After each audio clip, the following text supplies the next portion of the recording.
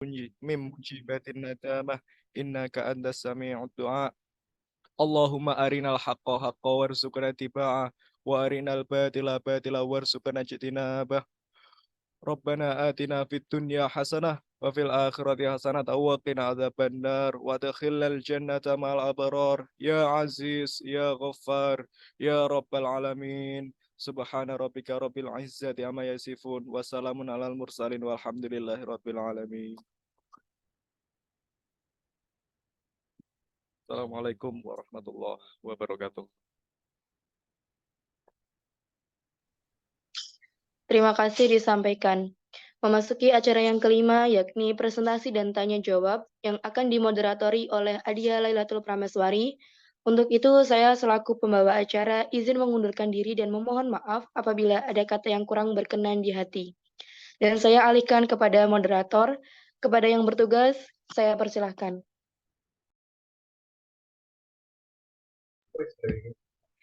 Baik, terima kasih.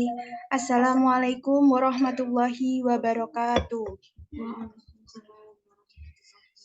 Selamat pagi dan salam sejahtera bagi kita semua, khususnya para peserta National Essay Competition dan para dewan juri yang saya hormati. Pertama-tama saya ucapkan selamat kepada para peserta finalis National Essay Competition yang sudah hadir pada hari ini. Ada pepatah yang mengatakan tak kenal maka tak sayang. Jadi izinkan saya untuk memperkenalkan diri. Perkenalkan, nama saya Adia Lailatul Prameswari selaku moderator yang akan memandu jalannya babak final esai hari ini. Selanjutnya saya akan memperkenalkan para dewan juri kita yang luar biasa hari ini. Yang pertama, Ibu Tuti Sri Wahyuni, MPD. Yang kedua, Ibu Ifah Silviana, SPD MPD. Dan yang selanjutnya, Ibu Anis Khalifatur Rosidah, SSI MSC. Presentasi esai hari ini, setiap pesertanya akan diberi waktu 30 menit dan diberi menjadi dua sesi. Sesi yang pertama yaitu setiap peserta akan mempresentasikan esainya, dan 15 menit terakhir nanti akan ada sesi tanya jawab, dan setiap jurinya nanti akan diberikan waktu maksimal 5 menit untuk melakukan sesi tanya jawab. Nah, untuk mengefisiensikan waktu, langsung saja kita mulai. Kepada Saudari Salis Jauza Nareswari, dipersilahkan. Baik, sebelumnya, apakah suara saya dapat terdengar dengan jelas? Bisa.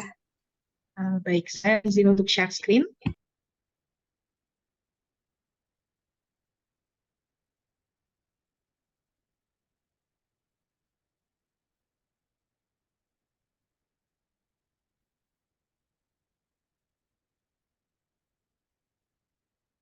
Sebelumnya, untuk moderator, apakah share screen saya dapat berjalan dengan lancar? Izin menjawab, bisa. Baik, atas nama Salis Jauza Nareswari dari Universitas Negeri Malang, sudah siap untuk melakukan presentasi.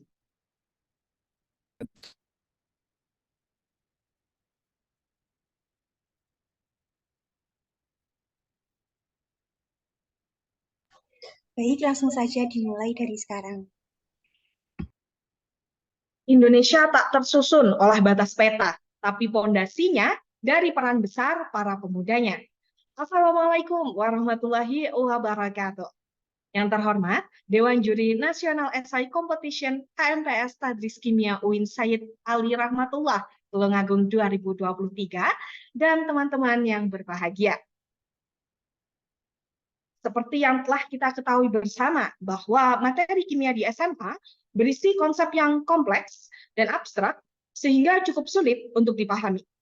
Salah satu materi yang memiliki nilai ketuntasannya rendah hanya sebesar 36,6% adalah materi elektrokimia.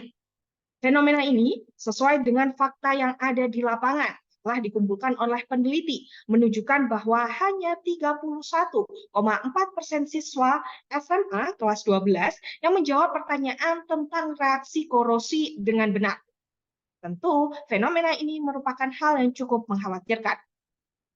Hal ini dikarenakan dalam proses pembelajarannya tidak didukung dengan media pembelajaran yang menarik dengan menggunakan pendekatan yang relate dengan siswa. Sehingga siswa merasa jenuh dan kelas cenderung pasif. Padahal untuk menarik minat siswa, guru dapat mengaitkan materi dalam kehidupan sehari-hari agar terasa lebih dekat dengan kehidupan siswa. Salah satunya adalah mengaitkan materi elektrokimia dengan pendekatan etno-STEM. Pendekatan yang menggabungkan 5 disiplin ilmu yang terdiri dari etnoscience, science, technology, art, engineering, dan matematik. Pada aspek sains menjadi daya tarik tersendiri karena menjadi peluang untuk mengenalkan dan mempromosikan kearifan lokal yang ada di Indonesia. Salah satunya adalah Tulungagung sebagai kota marmer. Siswa dapat mengeksplorasi materi elektrokimia yang memiliki relevansi dengan kearifan lokal daerah. Misalnya adalah fenomena korosi pada marmer.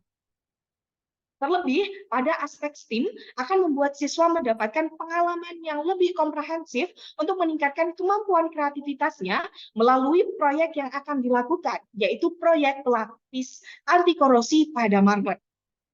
Di tengah berkembangnya arus teknologi, aplikasi pembelajaran kimia yang ada saat ini yang dapat dilihat pada slide berikut. Tetapi aplikasi yang ada di pasaran ini memiliki kekurangan dalam keterbatasan materi, kekurangan interaktivitas, dan tidak terkait dengan unsur budaya. Untuk itulah, saya, Salis Joza Nareswari dari Universitas Negeri Malang, menuangkan ide dalam gagasan kreatif dengan judul Campbell, aplikasi materi elektrokimia berbasis kearifan lokal Tulungagung terintegrasi pendekatan etno-STEM sebagai upaya transformasi digital dalam pembelajaran kimia. Inovasi ini mengintegrasikan pendidikan berbasis pendekatan etno-STEM yang akan menjawab tantangan dan dalam isu yang menitik beratkan keunikan, karakteristik, dan kekhasan kearifan lokal di setiap daerah di Indonesia. Dewan Juri yang terhormat, dalam menyusun gagasan kreatif ini, saya menggunakan prosedur penelitian dan pengembangan research and development. Dalam model pengembangan yang digunakan adalah EDI, yang terdiri dari 5 tahapan utama. Saat ini, saya berada di tahap develop aplikasi, namun apabila ada kesempatan selanjutnya, saya optimis untuk bisa melanjutkan sampai tahap implementasi dan evaluasi. Dewan Juri yang terhormat, kenapa Tulungagung yang saya pilih? Hal ini untuk memperkenalkan dan mempromosikan kearifan lokal Tulungagung yang dikenal sebagai kota penghasil marmer terbesar di Indonesia. Ternyata, apabila kita kaji lebih dalam, korosi marmer ini ditandai dengan bercak kuning merupakan peristiwa kimia di mana marmer yang terbuat dari kalsium karbonat dapat mengalami degradasi akibat reaksi asam atau larutan asam. Sementara noda karat yang terjadi pada marmer biasanya disebabkan oleh kehadiran unsur besi yang teroksidasi dan bereaksi dengan unsur-unsur lain dalam marmer. Dalam proses pembelajarannya, siswa akan mempelajari materi elektrokimia menggunakan bahan ajar berupa flipbook yang ada dalam aplikasi Campbell. Desain dan konten dapat dilihat pada slide berikut. Ada yang pertama, yaitu ada CAM budaya yang akan mengaitkan konsep korosi kimia pada marmer dengan budaya lokal atau contoh dalam kehidupan sehari-hari. Misalnya adalah penjelasan masyarakat Tulungagung sebagai kota marmer. Lalu selanjutnya ada CAM materi yang akan menjelaskan konsep dasar korosi kimia pada marmer, seperti faktor-faktor yang mempengaruhinya dan reaksi yang terlibat di dalamnya, dan dampak yang diakibatkannya. Selanjutnya adanya CAM News, yaitu teknologi dan perkembangan terbaru yang saat ini untuk bidang korosi marmer. Dan yang terakhir adalah CAM Tech, yaitu bagian yang akan menghubungkan konsep korosi marmer dengan teknologi. Pendekatan pembelajaran yang dilakukan adalah dengan menggunakan pendekatan etno-STEM.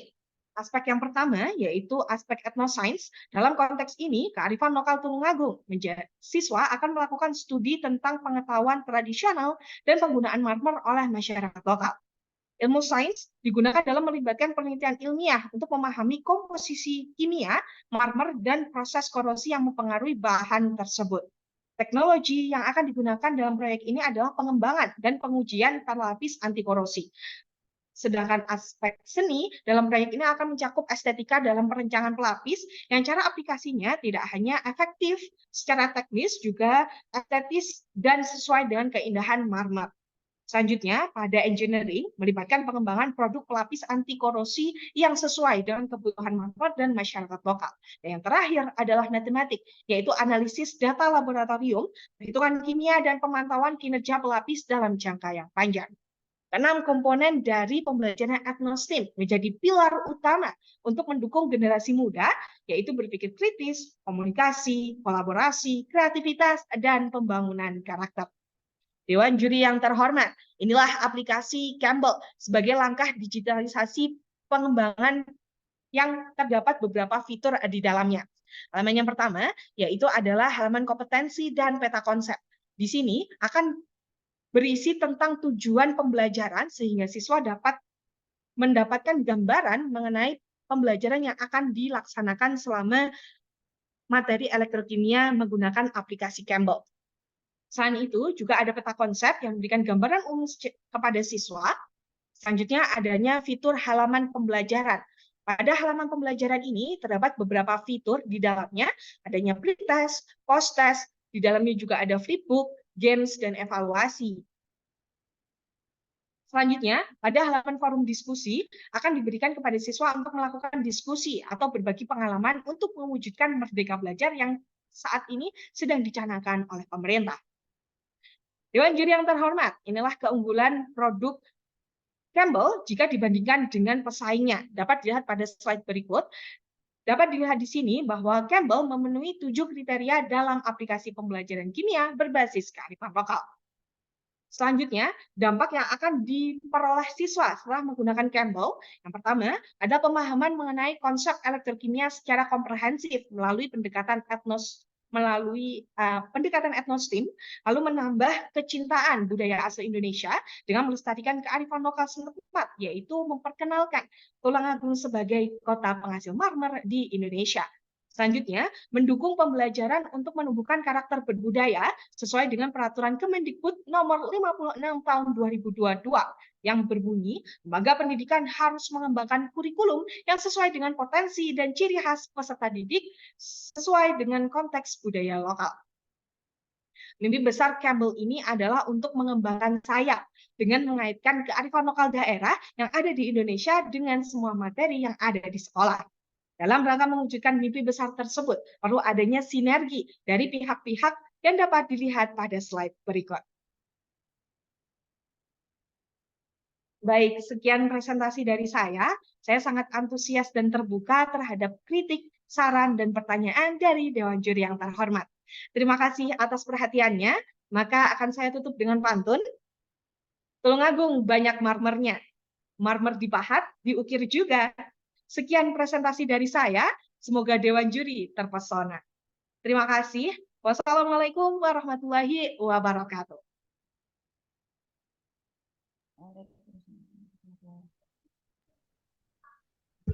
Baik, terima kasih kepada Saudara Salis. Pemaparan materi yang sangat luar biasa. Baik, yang selanjutnya adalah sesi tanya jawab. Seperti yang sudah saya jelaskan di awal tadi, setiap jurinya nanti akan diberi waktu maksimal 5 menit untuk melakukan sesi tanya jawab. Silakan kepada Dewan Juri yang ingin melakukan pertanyaan. Oke, baik. Moderator sebaiknya boleh langsung ditunjuk saja jurinya bergantian gitu. Atau boleh untuk ini saya dulu? Silakan Ibu. Oke, baik. Monggo, Bu Iva. Baik, ya, terima kasih Bu Tuti dan Bu Anis yang kami hormati. Saudari Salis Jauza Nareswari dari UM, selamat Anda sudah masuk ke babak final. Presentasinya juga tadi bagus. Ini terkait apa yang sudah Anda paparkan dari presentasi tadi, kami ingin konfirmasi. Yang pertama dari saya, mungkin nanti dilanjutkan Bu Tuti dan Mbak Anis. Tadi Anda sebutkan bahwa nanti di aplikasi ini ada proyek pelapis anti korosi pada marmer, betul?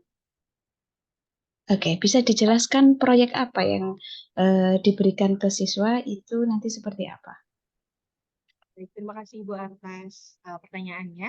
Jadi yang ingin kami perkenalkan untuk mencakup aspek etnoscience ini adalah untuk mengetahui bagaimana bahan-bahan alam yang digunakan dalam praktik tradisional untuk merawat marmer, begitu Ibu. Jadi kami ingin proyeknya itu mereka akan membuat anti korosi untuk marmer tersebut, begitu Ibu. Itu juga merupakan salah satu hasil temuan kami bahwa ternyata korosi itu bisa pemanfaatan korosi anti korosi itu kan ada berbagai macam hal. Salah satunya ada dengan menggunakan cat, juga ada menggunakan inhibitor juga. Nah, kami ingin lebih mengarahkan ke inhibitornya dengan menggunakan bahan alami, begitu Ibu. Bisa disebutkan bahan alaminya apa? Baik, terima kasih Ibu. Untuk bahan alaminya itu kami menggunakan biji rambutan. Jadi ternyata biji rambutan itu ada tanin. Senyawa tanin ini bisa digunakan untuk sebagai zat untuk melapisi marmer tersebut agar tidak berinteraksi dengan oksigen yang ada di luar. Seperti itu, Bu. Untuk anak SMA, itu nanti kan biji taninya perlu diekstrak ya dari rambutan. Untuk anak SMA, proyek ini apakah bisa dilakukan? Baik, terima kasih Ibu. Untuk proyek ini bisa Bu. Jadi untuk ekstraksi sendiri itu menggunakan metode meserasi. Jadi ditambahkan dengan alkohol, didiamkan selama 3 hari, lalu dipanaskan, didestilasi itu sudah bisa Bu. Jadi dengan menggunakan ini itu bisa untuk dilaksanakan untuk siswa SMA. Seperti itu Ibu. Sudah pernah dicoba itu digunakan sebagai pelapis marmer? Sudah Ibu, sudah pernah. Hasilnya bagaimana? Itu berapa banyak yang untuk pelapisnya, terus itu tahan untuk korosinya, uji cobanya berapa lama, itu seperti apa? Jadi untuk yang pertama adalah kami menggunakan 1 kilo biji rambutan, jadi diekstrak, lalu mendapatkan kemarin itu 1 kilo itu bisa menghasilkan 500 mili dari ekstrak itu, Bu. Jadi kita menggunakannya itu sebagai pelapis. Jadi direndam, terus nanti dia akan membentuk lapisan. Kami kemarin itu mencobanya itu menggunakan marmer juga, dan itu bisa sampai kita masukkan ke dalam HCl untuk sebagai kadar kontrolnya juga, dan itu kalau misalnya yang tanpa ada pelapis, itu 3 hari itu sudah terjadi korosi. Sedangkan kalau misalnya menggunakan anti korosi itu, dia bisa sampai sekitar 6 sampai 7 hari itu masih aman, Bu. Begitu. 1 kilo jadi 500 mili ya, berarti rendemennya berapa itu? Rendemennya berapa persen? Rendemennya sekitar 75% gitu, Bu. 75%. Oh, ya, oke baik cukup dari saya. Terima kasih moderator.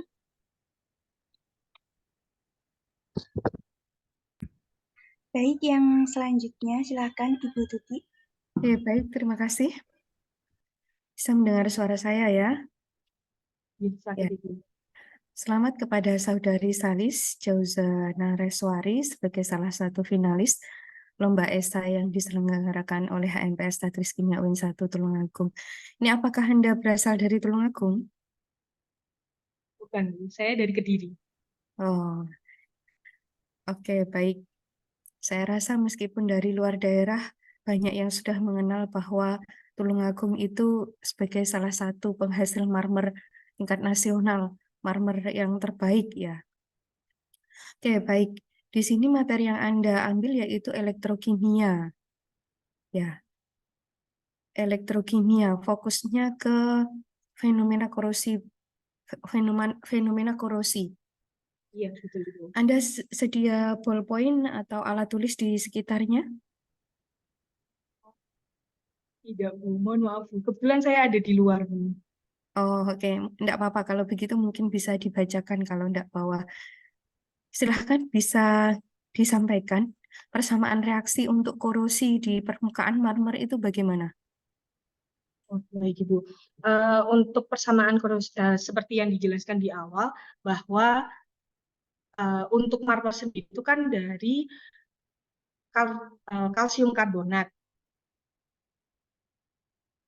Kalsium karbonat yang dia bisa berinteraksi dengan oksigen seperti itu, Ibu. Benar, Bu. Kalsium karbonat bereaksi dengan oksigen. Nah, coba bisa dijelaskan pengertian korosi itu sebenarnya seperti apa konsepnya? Jadi korosi itu adalah peristiwa besi yang yang berinteraksi dengan oksigen lalu terjadi perkaratan menjadi Fe2OH gitu, Bu. Menjadi Fe2O3. Nah, tadi yang barusan Anda jelaskan yaitu peristiwa yang terjadi pada besi. Nah, sementara di marmer itu apakah ada komponen logam besinya atau seperti apa? Sehingga tadi yang Anda jawab di pernyataan pertama itu korosi pada permukaan marmer itu terjadi pada kalsium karbonat yang mengalami oksidasi. Jadinya bagaimana itu? Terjadi perubahan bilangan oksidasi dari berapa menjadi berapa. Kemudian tadi juga disebutkan salah satunya menggunakan bahan alami, yaitu biji biji rambutan ya tadi. Jadi, Bu. Berarti ini Anda penelitian itu beli rambutan, terus satu teman sekelas gitu suruh makan, bijinya dikumpulkan begitu ya. Kemudian diekstraksi. Nah, ini kira-kira tanin itu di mana ini? Eh, Kaitannya dengan reaksi tersebut untuk mencegah itu dia sebagai misalnya sebagai oksidator atau reduktornya. Kalau misalkan di situ seperti pencegahan korosi itu kan lebih ke arah membedakan antara deret deret volta itu ya, E0 red E0 rednya itu apakah bisa dikaitkan ke sana? Ya, Bu, terima kasih sebelumnya. Jadi untuk kaitannya itu sebenarnya untuk biji rambutan itu sebagai inhibitor alami seperti itu, Bu. Untuk dia akhirnya akan menjadi oksidator dalam permukaannya begitu. Jadi seakan-akan menghalangi membentuk lapisan katodik seperti itu agar tidak ada interaksi antara mencegah adanya interaksi oksigen dengan permukaan dalam marmer tersebut seperti itu, Ibu. Itu cara pakainya bagaimana? Digunakan sebagai bahan untuk pel atau bagaimana? Atau untuk Jadi mengelap permukaan marmernya atau seperti apa? baik, terima kasih Ibu. Kemarin itu kami uji cobanya itu sebagai disemprot begitu, Bu. Jadi dia disemprot untuk menjadi lapisan di atasnya. Seperti itu, Bu. Lalu didiamkan selama 3 hari untuk dia terjadi pengeringan di sana, lalu direndam dan juga ternyata bisa untuk terjadi lapisan seperti itu, Bu. Terjadi penambahan berat juga. Ada kontrolnya tidak dibandingkan dengan misalnya bahan lain yang digunakan untuk mencegah korosi pada marmer? Kalau dikatakan korosi pada permukaan marmer itu apa kenampakan yang muncul di permukaan marmer tersebut? Penampakan yang muncul itu bercak warna kuning, Bu. Kemarin itu kita nyobanya itu dengan menggunakan cat. Begitu, Bu. Kalau marmer dicat kehilangan estetikanya itu. Orang pasang lantai marmer atau tembok marmer itu kan pinginnya punya estetika dari motif marmernya itu malahan kalau dicat ya bukan menjadi solusi ya. Oke. Nah, ini yang nampaknya belum begitu terjawab itu kaitannya dengan konsep korosi yang dikaitkan di permukaan marmer itu harus Anda perjelas. Kalau tadi Anda katakan sebagai kalsium karbonat yang mengalami oksidasi dan seterusnya itu akan lebih baik jika ditambahkan kaitannya dengan persamaan reaksi atau sejenisnya. Nah, itu ya. Nah, mungkin bisa dikaitkan apakah di memang kalsium karbonat sebagai penyusun utama marmer itu apakah masih ada bagian-bagian dari logam besi itu sendiri yang terdapat di material tersebut. Itu yang perlu dimantapkan. Kemudian saya menemukan di bagian akhir dari naskah Anda itu kok menemukan materinya di sini elektrokimia, tetapi di naskah terakhir dan dua halaman terakhir ya, di setelah tabel dan di penutup itu menjadi bunyinya adalah materi asam basa. Bagaimana, Bu? Mohon maaf. Suaranya di saya agak putus-putus, Bu. Oke, di naskah Ini mohon maaf memang agak flu ini saya, agak batuk lebih tepatnya. Sehingga mungkin suaranya agak begitu menggema. Di naskah Salis itu di halaman terakhir dan 2 halaman terakhir setelah ini tabel itu menyebutkan materinya asam basa, padahal di judul itu adalah materinya elektrokimia. Nah, ini yang benar bagaimana ini? Baik, terima kasih Ibu atas feedback dari naskahnya. Mohon maaf Ibu, jadi itu memang kesalahan dari saya bahwa kurang teliti dalam peneliti naskahnya. Harusnya memang materinya itu elektrokimia, seperti itu Ibu. Oke, baik. Saya kira cukup. Terima kasih. Saya kembalikan kepada panitia. Monggo bisa dilanjut Bu Anis. Baik, terima kasih Ibu Tuti. Yang selanjutnya kepada Ibu Anis Khalifatur Rasyidah dipersilahkan. Ya, terima kasih Mbak Adia. Untuk Mbak Salis, saya ingin bertanya tentang aplikasinya ya. Berarti sampai saat ini aplikasinya masih pada tahap pengembangan ya, Mbak? Iya, betul. Oke. Jadi belum digunakan dalam proses pembelajaran? Masih belum Bu untuk tahap implementasinya. Tadi saya mendengarkan penjelasan dari Mbak Salis, pada aplikasi itu ada bagian forum diskusi. Nah, itu bagaimana sistem kerjanya? Nanti yang menjawab siapa gitu, Mbak? Oh, baik. Terima kasih Ibu. Jadi untuk aplikasi ini itu sebenarnya kita buat seperti grup WA. Jadi nanti usernya itu dari teman-teman dari siswa ke guru maupun siswa ke siswa yang lain seperti itu Ibu. Oke, kemudian sampai saat ini pada proses development aplikasinya itu apakah ada kendala gitu, Mbak? Untuk kendalanya sendiri itu alhamdulillah belum ada Bu. Belum. Oke. Oke, saya kira cukup ya. Tadi untuk materinya sudah ditanyakan oleh Bu Tutik dan Bu Iva. Oke, saya kembalikan ke Mbak Adia.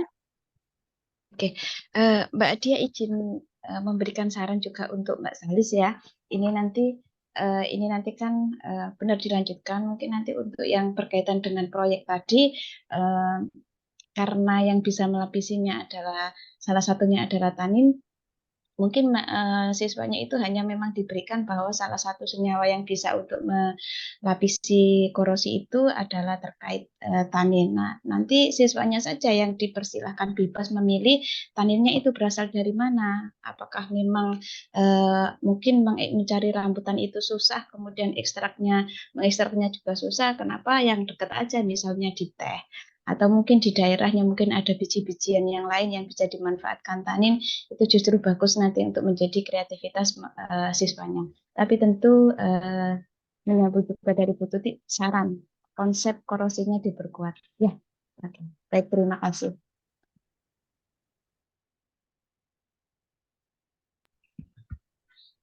Baik, terima kasih kepada peserta dan juga Dewan Juri. Kita lanjut ke peserta yang selanjutnya, kepada Saudara Yoga Prasetyo Pamungkas, dipersilahkan. Baik, izin konfirmasi apakah suara saya terdengar dengan jelas? Bisa terdengar dengan jelas. Permisi, Ibu Dewan Juri dan teman-teman, izin untuk share screen.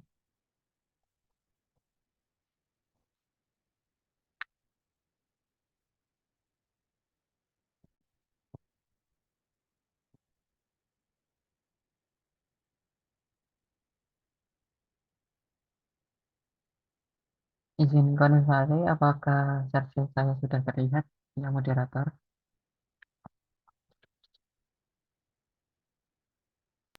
Sudah? Baik, bisa dimulai dari sekarang. Salam pendidikan kimia. Assalamualaikum warahmatullahi wabarakatuh. Selamat pagi Dewan Juri yang terhormat dan rekan-rekan yang berbahagia. Pepatah mengatakan bahwa tak kenal maka tak aruh. Perkenalkan, saya juga peserta dari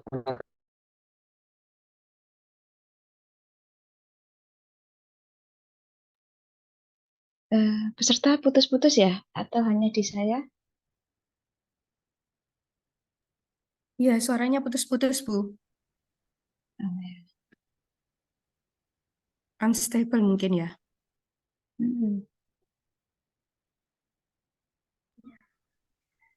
Bagaimana untuk peserta? Kami tawarkan share screen dari panitia. Siap-siap, Riz.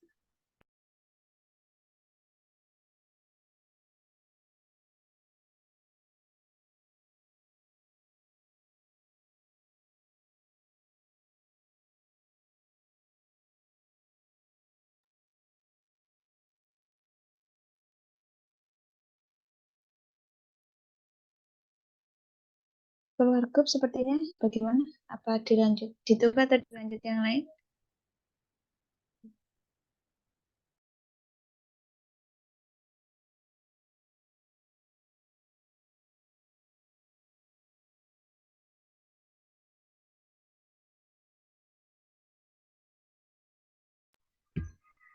Waktunya sudah berjalan, dari kami sudah diinstruksikan apabila ada kendala, nanti waktunya akan terus berjalan.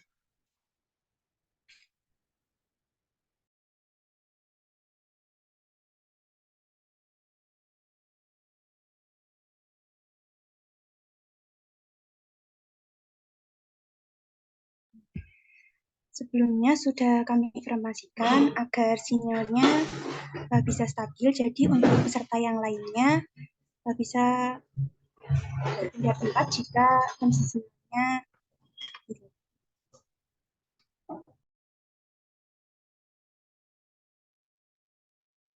Mohon maaf tadi keluar dari Zoom ya.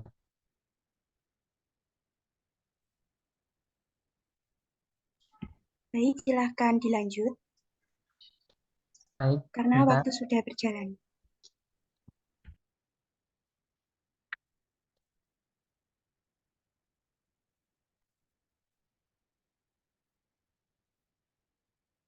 Nah, untuk dari hal ini berkaitan bahwa anak ABK sendiri itu ada berbagai macam yang dimana salah satunya gagasan yang saya ambil adalah anak tunadaksa dengan dimana anak ini memiliki kesulitan fisik dalam menjalani kehidupan, namun dalam intelektualnya anak tunadaksa sendiri itu hampir sama dengan anak normal lainnya, sehingga hal ini juga berkaitan pada pendidikan ini berkembang telah pesat. Salah satu yang telah menggunakan peran teknologi di dalamnya atau sering disebut sebagai digitalisasi pendidikan. Salah satu implementasi yang saya angkat adalah augmented reality dalam pembelajaran kimia, di mana menurut penelitian Sari dan kawan-kawan pada tahun 2015, kimia merupakan materi yang abstrak sehingga membutuhkan media untuk mendukung level representasi secara makroskopik, mikroskopik, dan simbolik. Maka dari itu, dilihat juga dari perkembangan kurikulum yang terbaru adalah kurikulum Merdeka yang menuntut para siswa dan guru turut aktif dalam pembelajaran. Sehingga dengan mewujudkan hal tersebut, diperlukan suatu metode pembelajaran yang mendukung juga, yaitu CRT atau Culturally Responsive Teaching, di mana pendekatan pembelajaran yang menggunakan pengetahuan budaya. Maka dengan narasi tersebut, hal ini juga berkaitan di mana Indonesia sebagai produk lokal sekaligus menjadi ciri khas bagi bahasa Indonesia. Salah satunya adalah batik. Batik merupakan potensi lokal berupa kain dengan motif yang dibuat dengan material lilin atau malam, sehingga kain batik sendiri dijadikan sebagai pakaian dalam sehari-hari. Nah, oleh karena itu, saya menemukan sebuah wirausaha batik yang bernama James Batik, berdiri sejak tahun 2009, yang mana batik menggunakan motif kontemporer Solo Raya dengan menambahkan desain pembelajaran, salah satunya kimia, sehingga dengan menambahkan desain tersebut mampu menambahkan pengetahuan pada materi kimia. Namun dalam gagasan nanti sayanya terdapat perjalanan kimia dengan berbantuan PowerPoint sekaligus terdapat berikut yang dapat dipindai dan kemudian ada proses pembuatan batik, kemudian ada konten materi kimia secara umum dan erat kaitannya dengan pembuatan batik yang fokus pada materi asam basa dan ikatan kimia. Lalu untuk yang terakhir juga terdapat kuis untuk sebagai evaluasi dalam pembelajaran ini. Maka model ini dapat menarik minat siswa anak tunadaksa dalam berpikir kritis. Oleh karena itu, dengan demikian harapan yang dapat mewujudkan pencapaian integrasi pendidikan dalam pendidikan kimia yang cemerlang di masa depan.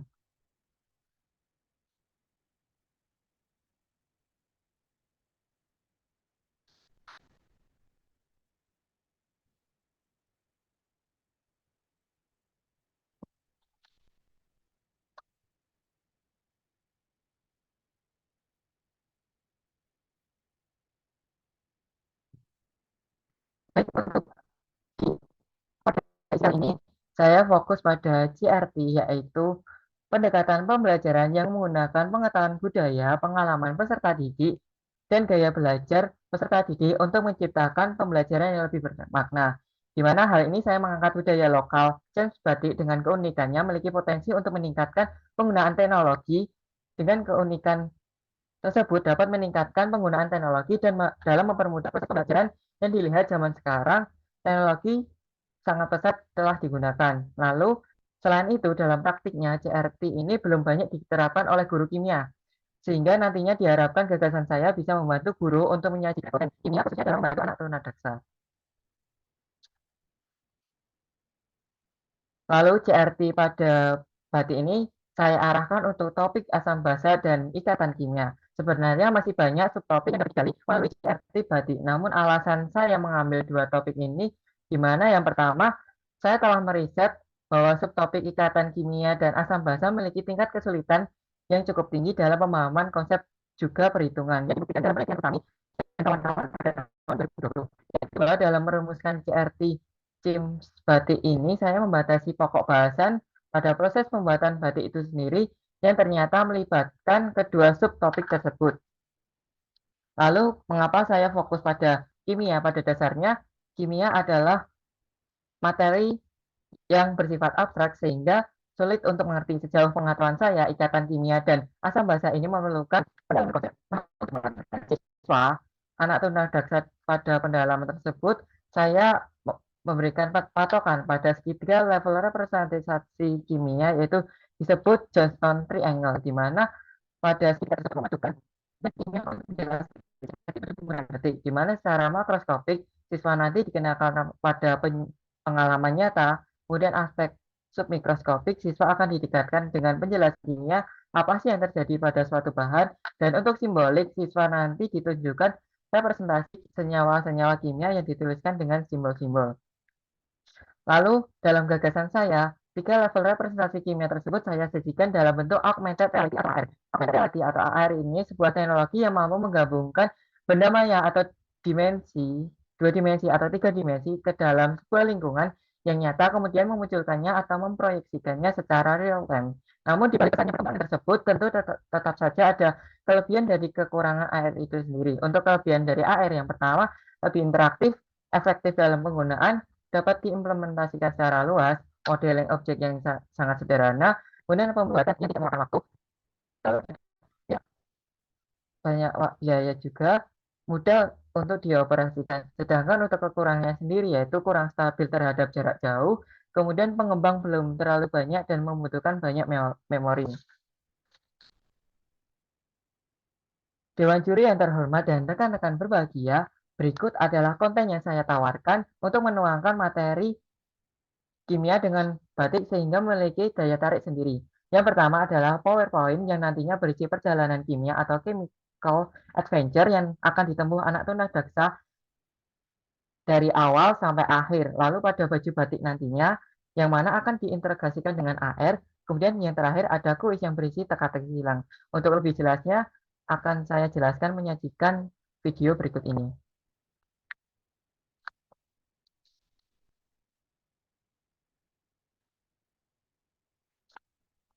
Pada simulasi ini, PowerPoint yang saya gunakan itu mengembangkan chemical adventure yang mana berisi perjalanan kimia yang akan ditempuh selama pembelajaran yang memuat konten yang harus dipahami oleh siswa. Sebelum itu diberikan pernyataan pemantik terlebih dahulu apakah siswa tersebut sudah paham terkait materi yang akan diajarkan. Lalu ya dipaparkan materi terkait sejarah batik, proses pembuatan batik, materi asam basa, dan materi ikatan kimia.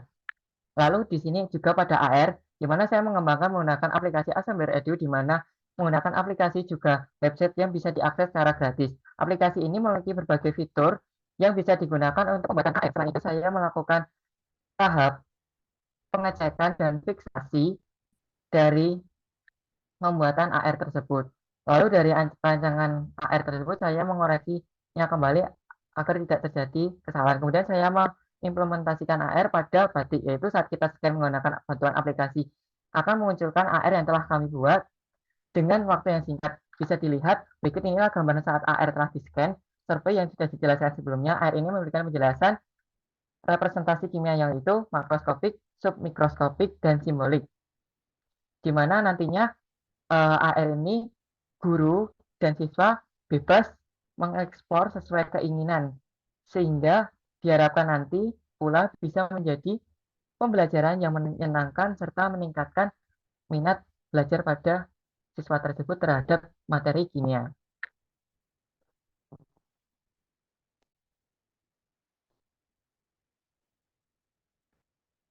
Lalu setelah kita mempraktikkan AR pada baju batik, terdapat CRT yang saya maksudkan dengan membahas keterkaitan apa saja materi asam basa dan ikatan kimia yang dilihat dalam 3 level representasi. Kemudian ada kuis teka-teki sila yang memuat beberapa pertanyaan yang berkaitan dengan materi yang telah disampaikan, sehingga siswa akan lebih kreatif, interaktif untuk menyelesaikan persoalan yang telah dipaparkan.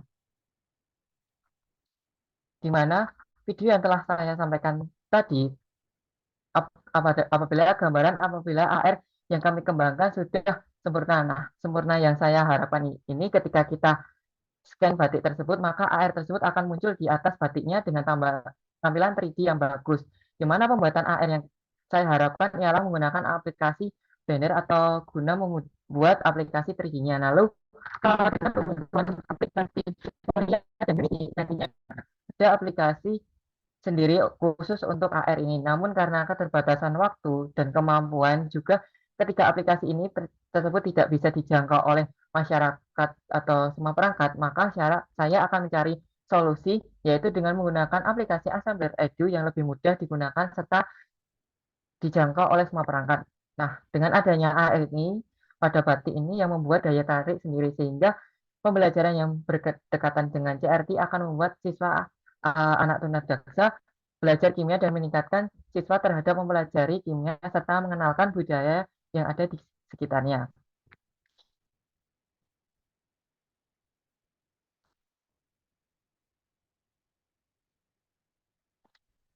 Mungkin secara singkat saya mengangkat CRT atau Chef Batik yang sebagai pembelajaran kimia yang integrasi AR dengan menggunakan materi asam basa dan ikatan kimia, di mana konten pembelajaran tersebut diharapkan dapat mempermudah pendidik untuk menjelaskan materi kimia serta mengenalkan budaya batik di Solo Raya. Selain itu, mempermudahkan para siswa tunadaksa dalam belajar kimia dengan pendekatan pembelajaran CRT.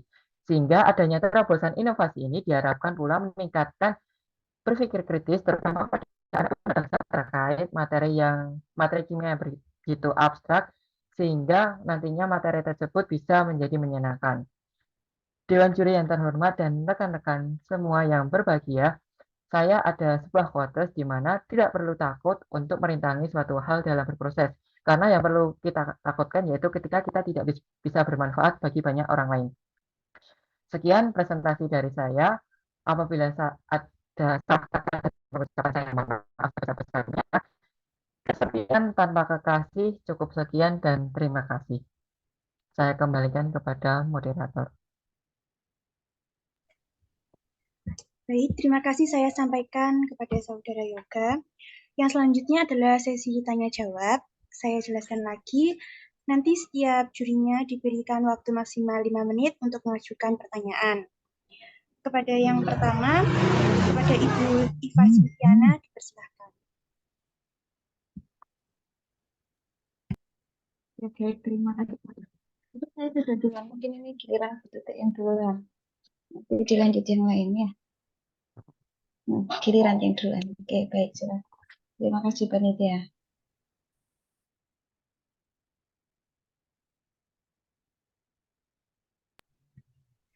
Baik, kepada Ibu Desi.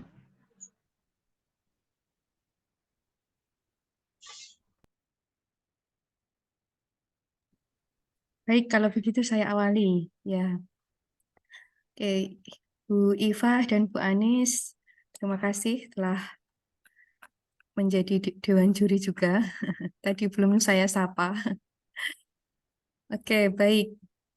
Kepada Mas Yoga Prasetyo Pamungkas, selamat Anda menjadi salah satu finalis lomba esai yang diselenggarakan oleh UIN 1 Tulungagung.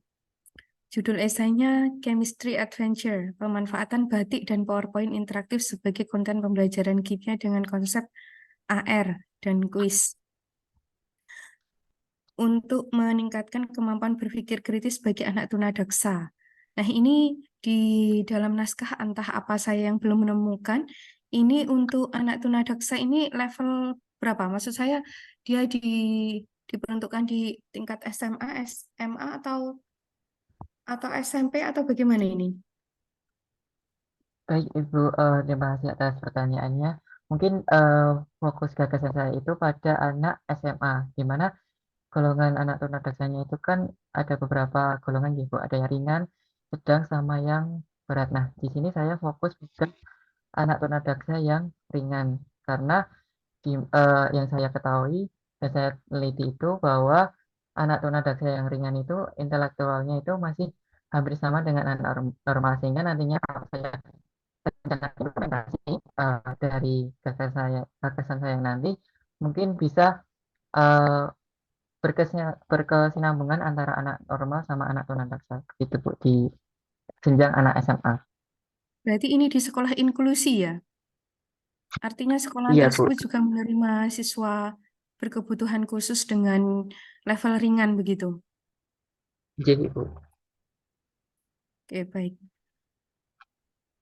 Oke, lanjut.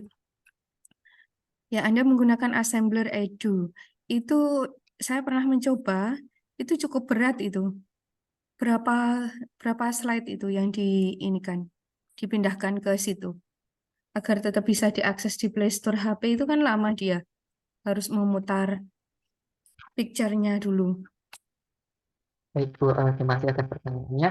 Kalau yang saya kembangkan itu cuma 4 slide aja, Bu, karena di dalam rancangan saya kan pertama ada halaman depan, di mana itu sebagai permulaan dari AR, kemudian yang kedua ada apa namanya bab yang makroskopik, yang kemudian yang kedua itu ada submikroskopik, yang ketiga itu ada uh, apa namanya simbolik, sehingga hanya 4 saja yang saya buat untuk apa namanya mengurangi keberatan dari aplikasi Assembler itu. Ya, baik.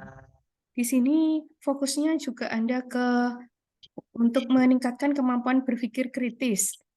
Nah, untuk mengukur kemampuan berpikir kritisnya itu meningkat, itu apa yang Anda lakukan? Baik, Ibu, izin dijawab. Nah, dari awal yang saya tadi kan pertama ada pernyataan pemantik. Jadi nanti di pernyataan pemantik itu kan kita fokus pada di mana apakah siswa tersebut sudah mengetahui materi yang akan disampaikan pada itu. Kalau belum kan otomatis seperti guru kita sudah tahu dari anak tunadaksa itu sudah memiliki pemahaman awal atau belum. Nah, habis itu eh, saya rencana akan memberikan beberapa materi seperti asam basa secara umum dan ikatan kimianya juga, serta mengaitkan asam basa dan ikatan kimia di batik tersebut. Nah, habis itu siswa tunadaksa telah diberi materi tersebut. Nantinya ada kuis yang punya ini. Saya fokus pada teka-teki silang, karena di teka-teki silang ini nanti siswa akan mencoba mengaitkan dan mencocokkan dari kotak-kotakan yang saya sudah berikan agar siswa nantinya bisa berpikir kritis dan apakah nanti dalam menjawab soalnya itu udah benar atau belum dari siswa tersebut gitu, Bu. Oke, baik, terima kasih. Nah, nanti ini yang perlu dikaji karena Anda juga mengambil variabel kemampuan berpikir kritis. Ini juga perlu dikaji kaitannya dengan teori-teori kemampuan berpikir kritis untuk menerbitkan indikator-indikatornya ya. indikator-indikator berpikir kritis sehingga nanti akan relevan dengan harapannya. Ya, saya kira bagus ini karena ada kaitannya juga dengan penggunaan teknologi dan memberikan kesempatan belajar bagi semua. Ya, oke, baik, saya kira cukup. Saya kembalikan kepada panitia. Baik, Bu, terima kasih atas pertanyaannya. Terima kasih. Untuk yang selanjutnya kepada Ibu Anis Khalifatur Rosidah, dipersilakan. Ya, terima kasih Mbak Adia. Untuk Mas Yoga, yang ingin saya tanyakan di esai ini ada kalimat materi asam basa ini akan dikaitkan dengan James batik khususnya pada proses pewarnaan batik. Bisa minta tolong dijelaskan lebih detail ini kaitannya materi asam basa dengan pewarnaan batik itu seperti apa?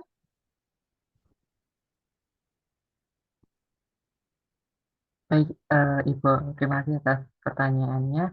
Mungkin pas bagian warnanya nanti kan biasanya kan batik itu kan ada namanya warna sendiri untuk direaksikan di asam basa. Yang nantinya pada proses pencelupan kain batik nanti itu apa namanya saya dan bertanya-tanya kepada pihak wirausaha di James batik itu menggunakan pewarna naftol yang nantinya ketika apa namanya di dalam air itu ketika ada kain putih yang dicelupkan di pewarna itu yang nantinya akan berubah menjadi warna biru itu karena adanya penambahan dari naftolnya itu, Bu. Nah, nantinya dari senyawa nitroparanitro-analin nantinya akan direaksikan dengan apa namanya azotani bersama suatu basa. Nah, basanya nanti eh, lalu direaksikan kembali dengan naftol sehingga akan menghasilkan zat warna baru begitu, Bu.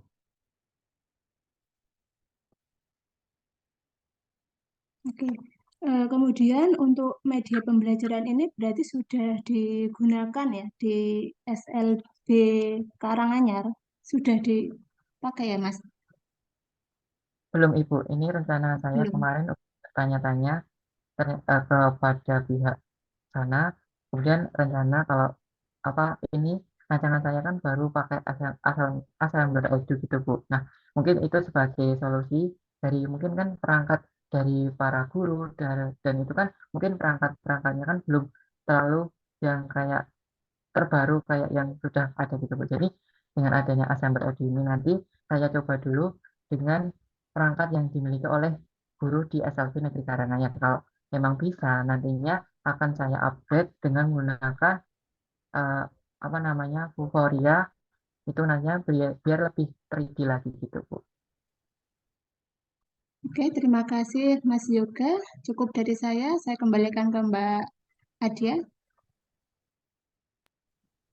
Baik, terima kasih Ibu. Untuk yang selanjutnya kepada Ibu Iva Silviana, dipersilakan.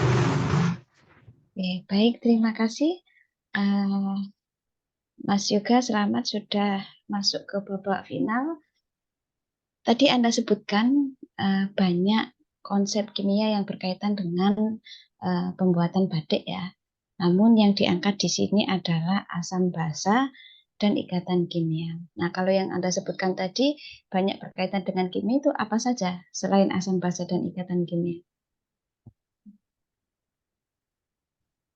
Baik, Ibu, terima kasih atas pertanyaannya. Mungkin selain asam basa ini juga ada eh, apa namanya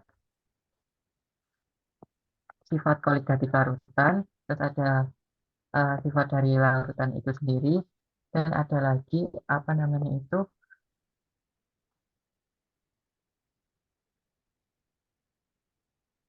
eh, dari apa sifat koligatif nanti kan bisa dibagi lagi tuh, Bu, dari apa namanya eh, materi itu. Tapi karena mungkin ya dilihat dari miskonsepsi atau mungkin tingkat ke apa namanya tingkat kesulitannya itu hanya saya yang apa ya saya itu fokus pada dua itu, Bu. Mungkin ada materi banyak lagi tapi saya untuk yang apa namanya mencari penelitian itu lebih banyak ke asam basa dan ikatan kimia gitu, Bu. Ya, Yang ya, karena kan tadi kalimat Anda itu banyak keterkaitannya dengan ikan dan kimia. Itu makanya saya tanya apa saja. Tapi yang tadi dijelaskan kan sudah terkait pemilihan asam basa dan ikatan kimia. Tapi konsep-konsep apa yang lain itu tadi yang perlu saya perjelas. Sifat koligatif larutan di batik seperti apa?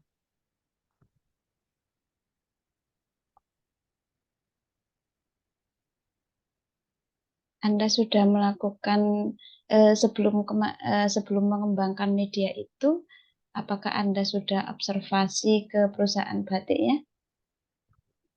Untuk observasi itu belum Ibu, tapi salah satu dosen saya itu yang memiliki apa namanya James batik itu. Jadi kan di sana nanti saya tanyanya itu terkait apa namanya secara garis besar pembuatan dari apa namanya itu pembuatan dari batik, sehingga dari pembuatan batik itu mungkin saya lebih apa ya namanya lebih fokus ke asam basa dan ikatan kimia gitu Bu. Anda menentukan, Anda tahunya bahwa di batik itu terkait dengan asam basa dan ikatan kimia, itu Anda tahunya itu dari mana? Dari proses pembuatannya itu Bu. Anda tahu proses pembuatannya dari mana kalau belum observasi? Dari apa namanya itu dari penjelasan dari dosen saya langsung itu Bu. Penjelasan dari dosen. Nah, Ya. ini yang ini kalau memang ini nanti beneran dikembangkan dan ini menjadi lebih baik, Anda harus observasi sendiri. Anda yang harus memulai dari alat bahannya seperti apa, prosesnya apa saja, sehingga tadi ketika ditanya Bu Anis terkait asam basa pewarnaan itu nanti bisa menjelaskan lebih detail. Nah, itu jadi sebelum produk ini jadi harusnya ada proses observasi ke lapangan supaya yang membuat itu betul-betul tahu di lapangan itu seperti apa dalam proses pembuatan batik. Begitu ya Mas Yoga. Terus terkait ini, Anda semester berapa ini? Semester 5 Ibu. Oh, semester 5, oke. Sekolahnya yang akan dijadikan untuk uji coba, apakah sudah didatangi, gurunya diwawancari, apakah sudah? Maksud saya begini, kondisi tunadaksa yang ada itu seperti apa? Terus kira-kira nanti dengan kondisi seperti itu, apakah bisa mengoperasikan media yang dibuat? Itu Untuk pertanyaan saya. Ibu, terima kasih atas pertanyaannya. Mungkin untuk sayanya itu sudah observasi ke sana dengan salah satu guru kimia di sana. Mungkin untuk yang cara anak tunadaksanya kan saya lebih fokus pada itu yang kelainan fisik mungkin pada uh, yang mungkin tidak memiliki tangan itu Bu. Nah nantinya fokusnya di sini itu peran guru itu lebih dominan itu Bu, karena dari anak tunadaksa kan yang tidak memiliki tangan kan mungkin dalam operasi kan begitu susah. Mungkin nanti dalam pembelajarannya nanti siswa dan guru itu lebih aktif dalam pembelajaran itu Bu, karena kalau dari anaknya tunadaksa itu kan mungkin dalam mengoperasikan dalam pembelajaran yang sudah saya gagas ini kan mungkin susah itu Bu, begitu. Berarti ini tidak bisa ya untuk belajar mandiri begitu. Berarti perlu pendampingan antara guru dengan orang tua begitu. Oke. Eh, Kalau apakah mandiri, Nah, mungkin mandiri itu mungkin bisa saya buat seperti video gitu Bu. Nanti dalam video nanti mungkin anak tunadaksa hanya menyimak saja tanpa ada arahan langsung dari guru gitu Bu. Nah, mungkin nah itu perlu, itu bagus sekali itu yang tadi mau saya sarankan. Mungkin dibuat juga dalam bentuk video. Nah, mungkin untuk mengakses video barangkali ada yang scan dengan mata atau bagaimana. Jadi dengan kondisi yang tidak bisa dengan tangan, mungkin bisa dengan bagian tubuh yang lain. Mungkin mata untuk scan barcode atau bagaimana itu mungkin nanti bisa dipertimbangkan ya. Jadi saran saya terkait observasi dan kemudahan penggunaan nanti bisa dipertimbangkan. Baik, cukup dari saya kembalikan ke panitia. Saya ucapkan terima kasih kepada peserta dan Dewan Juri. Sebelum lanjut ke peserta yang selanjutnya, bagi peserta yang terkendala sinyal, kami dari panitia menawarkan untuk share screen dan untuk peserta yang selanjutnya, atas nama Fikri Ardiansah.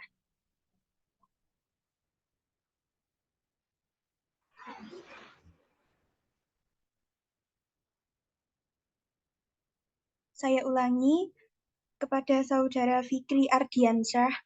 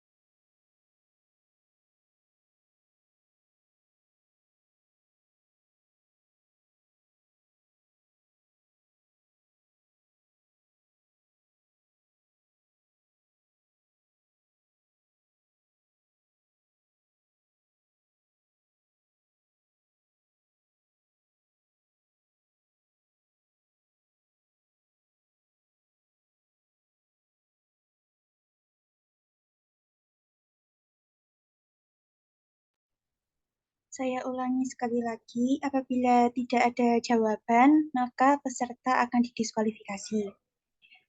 Untuk peserta atas nama Fikri Ardiansyah,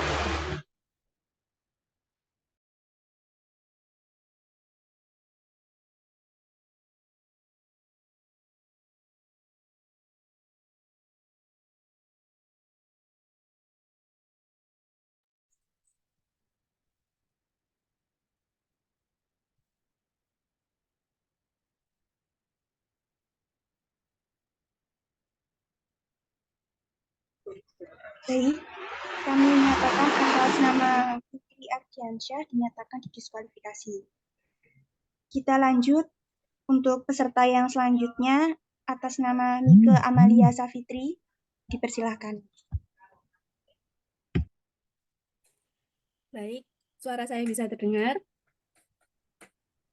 Mohon izin menjawab, bisa. Baik, Bismillahirrahmanirrahim. Assalamualaikum warahmatullahi wabarakatuh. Selamat siang semuanya.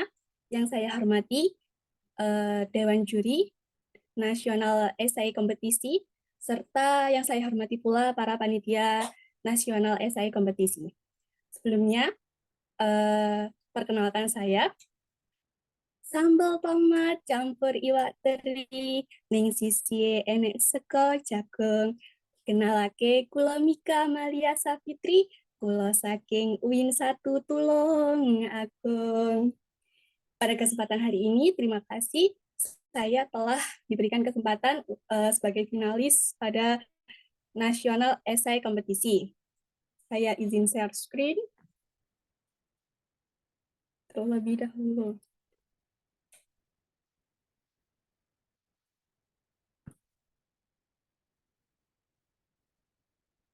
Apakah share screen saya terlihat? Sudah bisa terlihat. Baik, Dewan Juri yang terhormat, kita semuanya tahu bahwa kerjasama internasional pada masyarakat ekonomi Asia atau AMEA menjadikan terbukanya pasar Indonesia pada bidang pangan. Seperti yang kita tahu pada gambar tersebut, presentasi impor kita pada tahun 2022 itu masih tergolong tinggi. Nah, produk pangan mancanegara semakin mudah dijumpai di tanah air. Nah, hal ini menyebabkan pula bahwa food waste di Indonesia itu meningkat. Apa sih itu food waste di Indonesia? Apa food waste itu? Nah, kita lihat di gambar tersebut bahwasannya komposisi sampah di Indonesia yang paling tinggi itu adalah sisa makanan. Food waste itu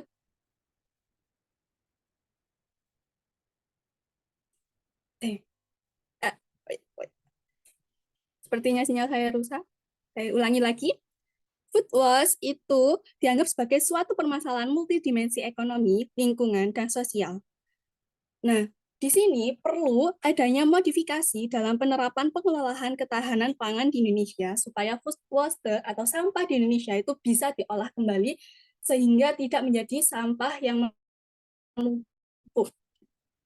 Melalui pengolahan teknologi pada bidang pangan itu meningkatkan pengembangan makanan menjadi memiliki ketahanan dan kualitas tinggi sehingga berdaya saing tinggi dan mampu mendukung upaya pencapaian swasembada pangan. Nah, nanoteknologi di food sector atau di bidang pangan itu menjadi potensial atau solusi untuk memenuhi kebutuhan untuk makanan yang memiliki kualitas tinggi. Dengan dimensi yang mencapai skala nanometer, nanoteknologi ini memungkinkan manipulasi materi pada tingkat atomik dan molekuler. Nah, keunggulan presisi ini dimanfaatkan untuk meregenerasi sifat, varian, serta menjaga kualitas pangan dari segi rasa, warna, tekstur, hingga daya simpan, sehingga nantinya sampah-sampah yang ada yang disebabkan oleh pangan itu bisa berkurang. Maka sebab itu, saya, Mika Amalia Safitri, mempresentasikan bahwa revitalisasi sektor pangan di Indonesia melalui nanoteknologi sebagai upaya pengoptimalan teknologi ramah lingkungan. Yang pertama, mari kita memahami food atau nanopangan. Konsep nanopangan meliputi penggunaan nanoteknologi pada berbagai aspek produksi, meliputi agrikultural atau pertanian, perikanan, kehutanan, dan semua kegiatan produksi yang menghasilkan bahan baku pangan. Beberapa penerapan nanoteknologi dalam produksi pangan ini biasanya menggunakan nanokomposit dan nanopartikel. Adapun aplikasi dari nanopangan, yang pertama bisa meregenerasi atau bisa membuat formulasi baru. Nanopartikel dalam formulasi makanan dapat meningkatkan kelezatan, tekstur, dan nilai gizi produk. Selain itu pula, nanopangan juga dapat memperpanjang umur simpan makanan dan mengurangi kerugian akibat pembusukan yang akhirnya dapat menyetabilkan pasokan pangan dan peningkatan ekonomi. Kemudian yang kedua, pada sisi energi, penggunaan nanopangan yang melibatkan nanomaterial ini itu bisa digunakan sebagai katalis dalam reaksi kimia sehingga menghasilkan proses produksi yang lebih efisien dan lebih hemat energi. Kemudian juga ditinjau dari pengiriman makanan atau sistem nutrient delivery. Di sini, nanopartikel itu dapat membantu melindungi nutrisi yang sensitif sehingga dia itu dapat dilindungi dari degradasi selama pemrosesan atau pencernaan sehingga meningkatkan efisiensi penyerapan oleh tubuh. Kemudian penerapan nanoteknologi pada industri pangan itu juga diterapkan pada nanopackaging atau nanokemasan. Nanopackaging adalah sebuah teknologi yang ramah lingkungan, di mana di sini tuh terjadi kombinasi melalui nanopartikel yang tujuannya itu memberikan perlindungan produk pangan dari kerusakan selama masa produksi, dari produsen hingga konsumen dari kerusakan-kerusakan biologis, fisik, atau kimia. Nanopartikel itu bisa diform atau bisa dibuat melalui mineral Indonesia atau jenis-jenis mineral yang ada di Indonesia. Contohnya pasir silika, kemudian ada juga seng oksida dan selenium. Bahan pembentuk dari nanopackaging itu biasanya dari sumber daya terbarukan, yaitu biopolimer, yang contohnya itu seperti dari selulosa, pati, kitosan, lignin, yang dia bersifat bisa terbarukan. Nah, nano food packaging atau nano kemasan ini meliputi ada dua, yaitu nano coating dan nano komposit. Mari kita mengenal apa itu nano komposit dan nano coating. Yang pertama adalah nano coating. Dewan juri yang terhormat, nano coating ini adalah sebuah lapisan yang bisa dimakan oleh manusia. Maaf. Sebentar.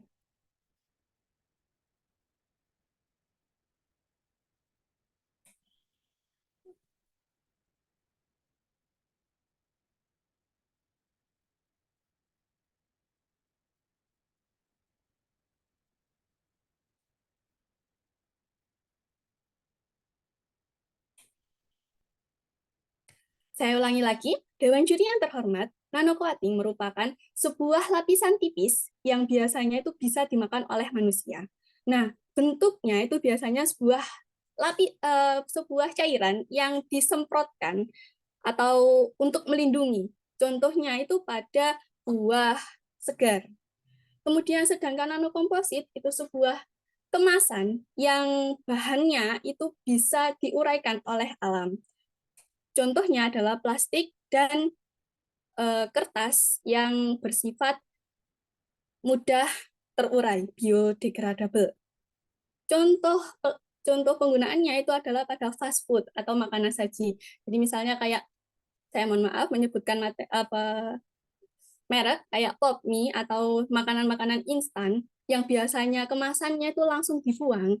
Nah, kalau kita menggunakan nanokomposit, itu meskipun kita buang, itu masih bisa didaur ulang atau diolah di alam begitu.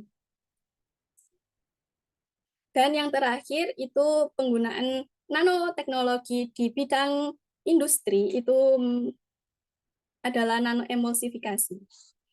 Nanoemulsifikasi adalah nano yang digunakan pada bidang emulsi yang sangat kecil ukurannya. Pada bidang industri, nanoemulsifikasi itu menggunakan teknologi berkekuatan tekanan tinggi. Contohnya adalah microfluidizer. Nah, nanoemulsi ini telah diaplikasikan dalam pembuatan produk es, krim, dengan rendah kalori dan mempertahankan cita rasanya. Tidak hanya itu, nanoemulsifikasi ini juga diterapkan pada produk sprig buat rorotian serta biskuit yang dibuat menggunakan nanoemulsi lemak kakao atau cocoa butter. Adapun teknisi dari microfluidization tadi itu seperti digambar. Jadi ada emulsi kasar, kemudian dimasukkan alatnya itu sehingga menjadi hancur dan menjadi emulsi yang lebih kecil. Adapun dampak positif yang disebabkan oleh penggunaan nanoteknologi di bidang pangan. Yang pertama adalah dapat mengurangi limbah dari produksi pangan. Jadi kalau yang biasanya menggunakan plastik, kita ganti dengan nanokomposit plastik. Itu dapat mengurangi sampah yang ada di Indonesia.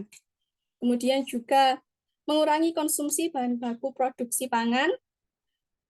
Yang ketiga, meningkatkan nilai ekonomi. Tentunya ketika kita menggunakan nanoteknologi, kita memiliki suatu keunggulan sehingga bisa meningkatkan nilai ekonomi dari sebuah produk pangan. Dan yang terakhir, membawa inovasi pada produksi pangan dan minuman. Nah, mengapa nanoteknologi ini belum diaplikasikan pada industri pangan di Indonesia? Adapun beberapa alasannya. Yang pertama, kekurangan infrastruktur penelitian. Kemudian yang kedua, terbatasnya ahli nanoteknologi. Ketiga, penerapan nanoteknologi ini memerlukan regulasi yang tepat. Dan yang terakhir, membutuhkan kerjasama antar sektor untuk pengembangannya. Nah, meskipun di sini ide saya tidak berbau pendidikan kimia seperti peserta lain, tapi disinilah pentingnya peran pendidikan di Indonesia, peran pendidikan kimia di Indonesia. Dengan pendidikan kimia, kita bisa mengenal ilmu nanoteknologi, dan dengan adanya nanoteknologi bisa mencetak ahli nanoteknologi sehingga implementasi dari semua bidang itu bisa diaplikasikan. Kemudian yang terakhir ada kesimpulan. Jadi kerjasama di internasional, MEA Indo tadi, yang menjadikan terbukanya pasar Indonesia, membuat sampah di Indonesia, khususnya produk pangan, itu semakin meningkat. Nah, dengan adanya nanoteknologi pada 3 bidang tadi, nanofood, nanopackaging, nanoemulsi, itu dapat mengurangi sampah-sampah yang ada di Indonesia sehingga mendukung teknologi ramah lingkungan. Sekian, terima kasih dari presentasi saya. Saya kembalikan ke moderator. Terima kasih.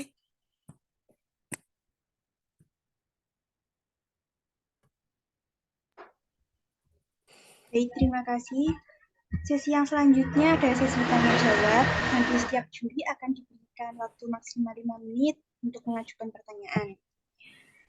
Langsung saja kepada Ibu Anis Khalifatur Rasyidah, dipersilakan.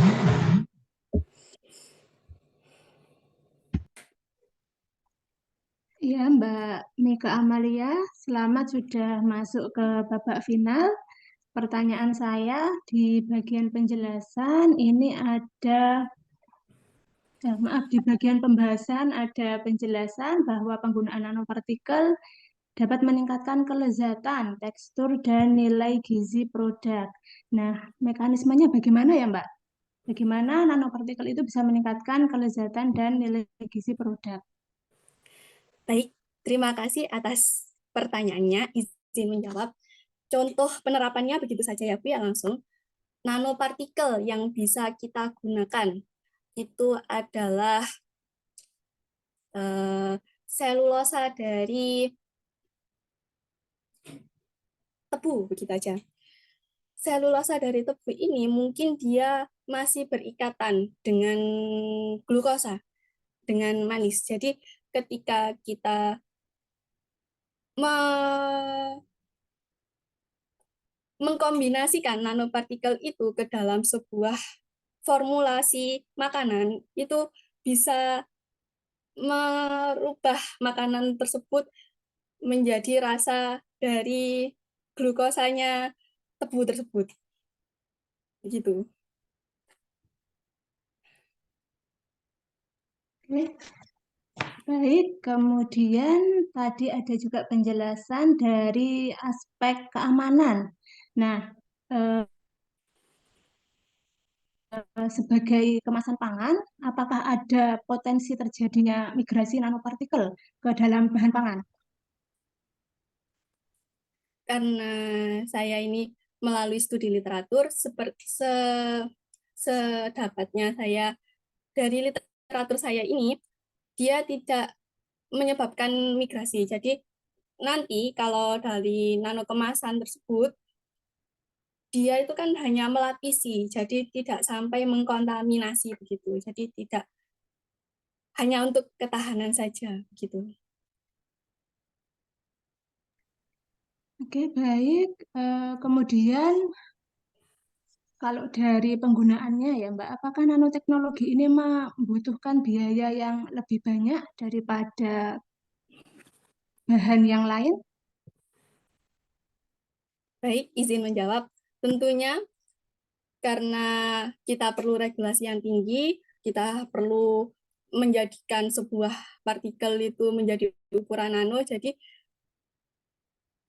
berimbas ke biaya pula yang juga meningkat gitu.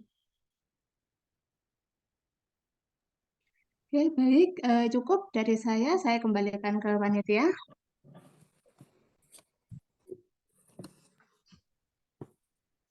Terima kasih, Ibu.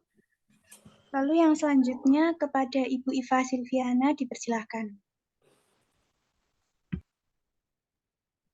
Oke, baik, terima kasih Mbak Mika. Ini masih gagasan dari kajian literatur ya. Oke, kalau menurut penulis sendiri, seberapa besar ini nanti kemungkinannya bisa diterapkan di negara kita terutama? Terkait tadi nyambung juga dengan pertanyaan Bu Anis dari dampaknya, terus kemudian harganya. Nah, ini kemungkinan bisa diterapkan di kita karena ini juga ya terkait ketahanan pangan itu juga sedang ramai dibicarakan saat ini. Nah, seberapa besar ini bisa membantu masalah efektivitasnya seberapa? Apakah bisa memang diterapkan? Tentunya ini bisa diterapkan meskipun kita saya sebutkan tadi ada beberapa hambatan. Paling tidak penerapan secara sederhananya itu bisa diterapkan sehingga itu dapat meningkatkan ketahanan pangan gitu. Oh, oke. Ini ada dampaknya tentang kedaulatan pangan enggak? Di kedaulatan pangan kita ada dampaknya ke sana enggak nanti kalau ini diterapkan? Saya izin menjawab tidak, karena ini hanya mendorong dan membantu untuk peningkatan gitu. Peningkatan apa? Ketahanan pangan, khususnya pada kerusakan-kerusakan yang disebabkan oleh biologis, fisika, atau kimiawi itu tadi. Kalau ketahanan pangan meningkat, kedaulatan pangannya juga tidak meningkat gitu. Tidak bisa. Ya, Oke. Oke, baik. Kalau tadi kan disebutkannya tadi ada es krim, ada buah ya. Kalau nanoteknologi ini diterapkan ke pangan pokok kita, misalnya di beras atau ya beras, kira-kira itu beras, jagung, itu kira-kira seperti apa? mungkin bisa menambah sifatnya. Jadi beras-beras itu yang kecil begitu bisa lebih besar gitu. Beras kecil menjadi besar, maksudnya bagaimana, Mbak?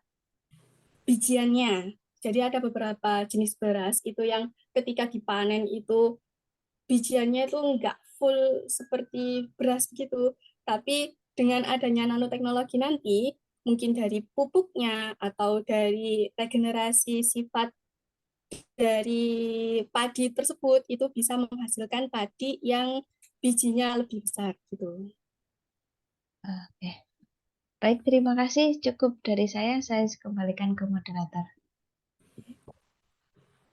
Terima kasih, Ibu. Untuk yang selanjutnya kepada Ibu Tuti Sriwahyuni dipersilahkan. Ya, baik, terima kasih. Ini sambung menyambung pertanyaan dari Bu Anis, Bu Ifah sudah banyak ditanyakan oleh beliau.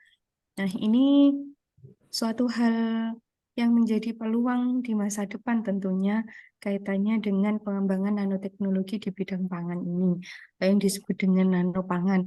Ini kira-kira yang paling sederhana yang bisa diterapkan oleh misalnya orang pada umumnya gitu yang tidak menggunakan apa peralatan atau alat bahan yang rumit, itu kira-kira yang paling sederhana sehingga bisa disebut sebagai produk nanopangan itu seperti apa? Pada bidang nano kemasannya, Bu. Jadi ada nanokomposit tadi, kita bisa mengambil sebuah selula dari pati, misalnya pati singkong, kemudian pati itu kan akan dijadikan sebuah lembaran. Lembaran ini akan berbentuk seperti plastik. Nah, plastik ini bisa diaplikasikan sebagai kemasan sebuah produk gitu. Itu yang paling sederhana, mengekstraksi pati. Oke, baik. Kemudian kalau misalkan kaitannya dengan fortifikasi pangan, pernah mendengarkan ya? Misalnya Ya, penambahan zat-zat gizi tertentu ke dalam bahan pangan, itu bisa nggak dikaitkan dengan teknologi nano pangan ini? ya baik. Terima kasih jawabannya, izin menjawab. Jadi kalau kita lanjutkan lagi mengenai yang plastik dari pati singkong tadi, itu juga mengandung beberapa vitamin atau beberapa eh, ya intinya nutrisi, sehingga meskipun nanti kemasan itu dimakan, itu menambah gizi begitu, Bu. Oke, baik. Berikutnya, ini di dalam naskah Anda ada beberapa gambar ya. Saya ingin juga membuka enggak ini naskahnya, Mika? Ya, Ya, oke, ya, saya ya. ingin dijelaskan gambar 3 itu Ya. maksudnya bagaimana ini? Schematic illustration of TiO 2Ag kitosan composite films. Ya, ini coba Jadi, dijelaskan. baik, terima kasih jawabannya, izin menjawab. Jadi di situ ada kitosan gel atau gel dari kitosan. Kitosan itu dari cangkang-cangkang seafood begitu. Nah, nanti itu akan dikuatkan sifatnya. Jadi di situ oleh TiO2 atau ini akan dipanaskan, kemudian dicampurkan dengan KOH sehingga membuat lembaran yang lebih kuat begitu. Terus lembarannya itu digunakan untuk Kemasan. kemasan. Nah, ini Ya. kan juga ditambahkan dengan KOH. Ada Ya. untuk aspek keamanan produk pangannya aman nggak ini kalau misalkan dimakan itu apakah mengganggu proses pencernaan atau bahaya terhadap kerusakan lambung atau bagaimana? Baik, izin menjawab. Tentunya ini pasti ada regulasi yang telah ditentukan, ada aturan KOH yang ditentukan. Jadi meskipun di sini menggunakan KOH itu tidak menimbulkan masalah begitu. Oke, baik. Berarti ini nanti sangat mungkin ya diterapkan di masa depan itu. Betul. Ya, kira-kira kalau dari analisis SWOT-nya, strength, weakness, opportunity, threat itu, kira-kira yang menjadi tantangan terbesar apa untuk mengembangkan produk nanopangan ini? Kekurangan ahlinya, Bu. Jadi ilmu nanoteknologi ini masih belum terlalu dikenal di masyarakat Indonesia. Jadi masih banyak masyarakat itu yang masih menganggap nano itu apa gitu, terus takut begitu. Itu tantangan yang paling kita hadapi sekarang. Ya, baik, berarti ini nanti juga perlu dikaji ya sampai ukuran partikelnya itu memastikan sampai ukuran nano atau mendekati nano itu ya. Oke, baik, terima kasih. Saya kira cukup. Saya kembalikan kepada panitia. Saya ucapkan terima kasih kepada peserta dan juga dewan juri. Saya lanjutkan ke peserta yang selanjutnya. Kepada Muhammad Fahrudin Zuhri, dipersilahkan.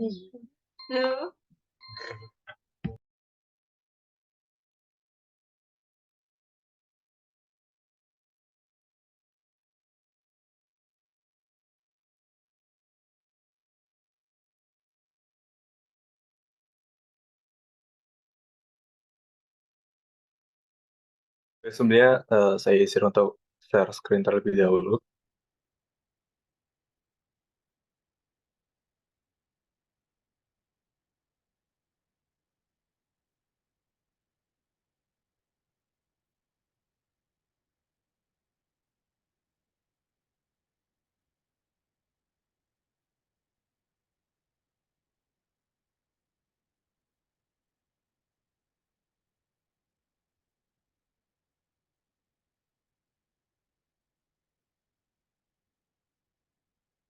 Sebelumnya apakah suara saya sudah terdengar dengan jelas?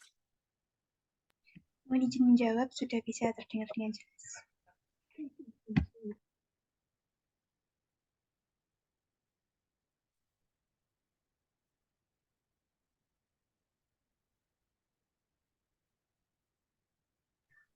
Baik, Sebelumnya, bisa langsung dimulai. Baik. Sebelumnya, Assalamualaikum warahmatullahi wabarakatuh. Terima kasih Dewan Juri yang terhormat, panitia yang bertugas, serta rekan-rekan finalis yang sangat luar biasa. Izinkan kami mulai presentasi dalam 3, 2, 1. Dewan Juri yang terhormat, dapat dilihat dari data World Research Institute mencatat lebih dari setengah emisi gas rumah kaca global disumbang oleh 10 negara di dunia. Tercatat, emisi gas rumah kaca yang dihasilkan oleh tanah air pada tahun 2019 pada sektor energi mencapai 638,452 giga CO2. Dengan penyumbang emisi terbesar berturut-turut dipegang oleh industri produsen energi sebesar 43,83% dari total emisi yang ada atau setara 2% emisi dunia dan diperkirakan akan meningkat hingga 1,573 dan 1,751 mTCO2 pada tahun 2030. Beberapa gagasan untuk mencapai visi pembangunan rendah emisi di Indonesia telah merumuskan sejak awal beberapa di antaranya seperti meningkatkan efisiensi teknologi, mengembangkan perangkat baru yang efisien, serta memiliki dampak yang lebih sedikit di lingkungan, dan transisi energi ke energi terbarukan, seluruhnya atau sebagiannya. Salah satu energi terbarukan yang tengah dikembangkan adalah biohydrogen.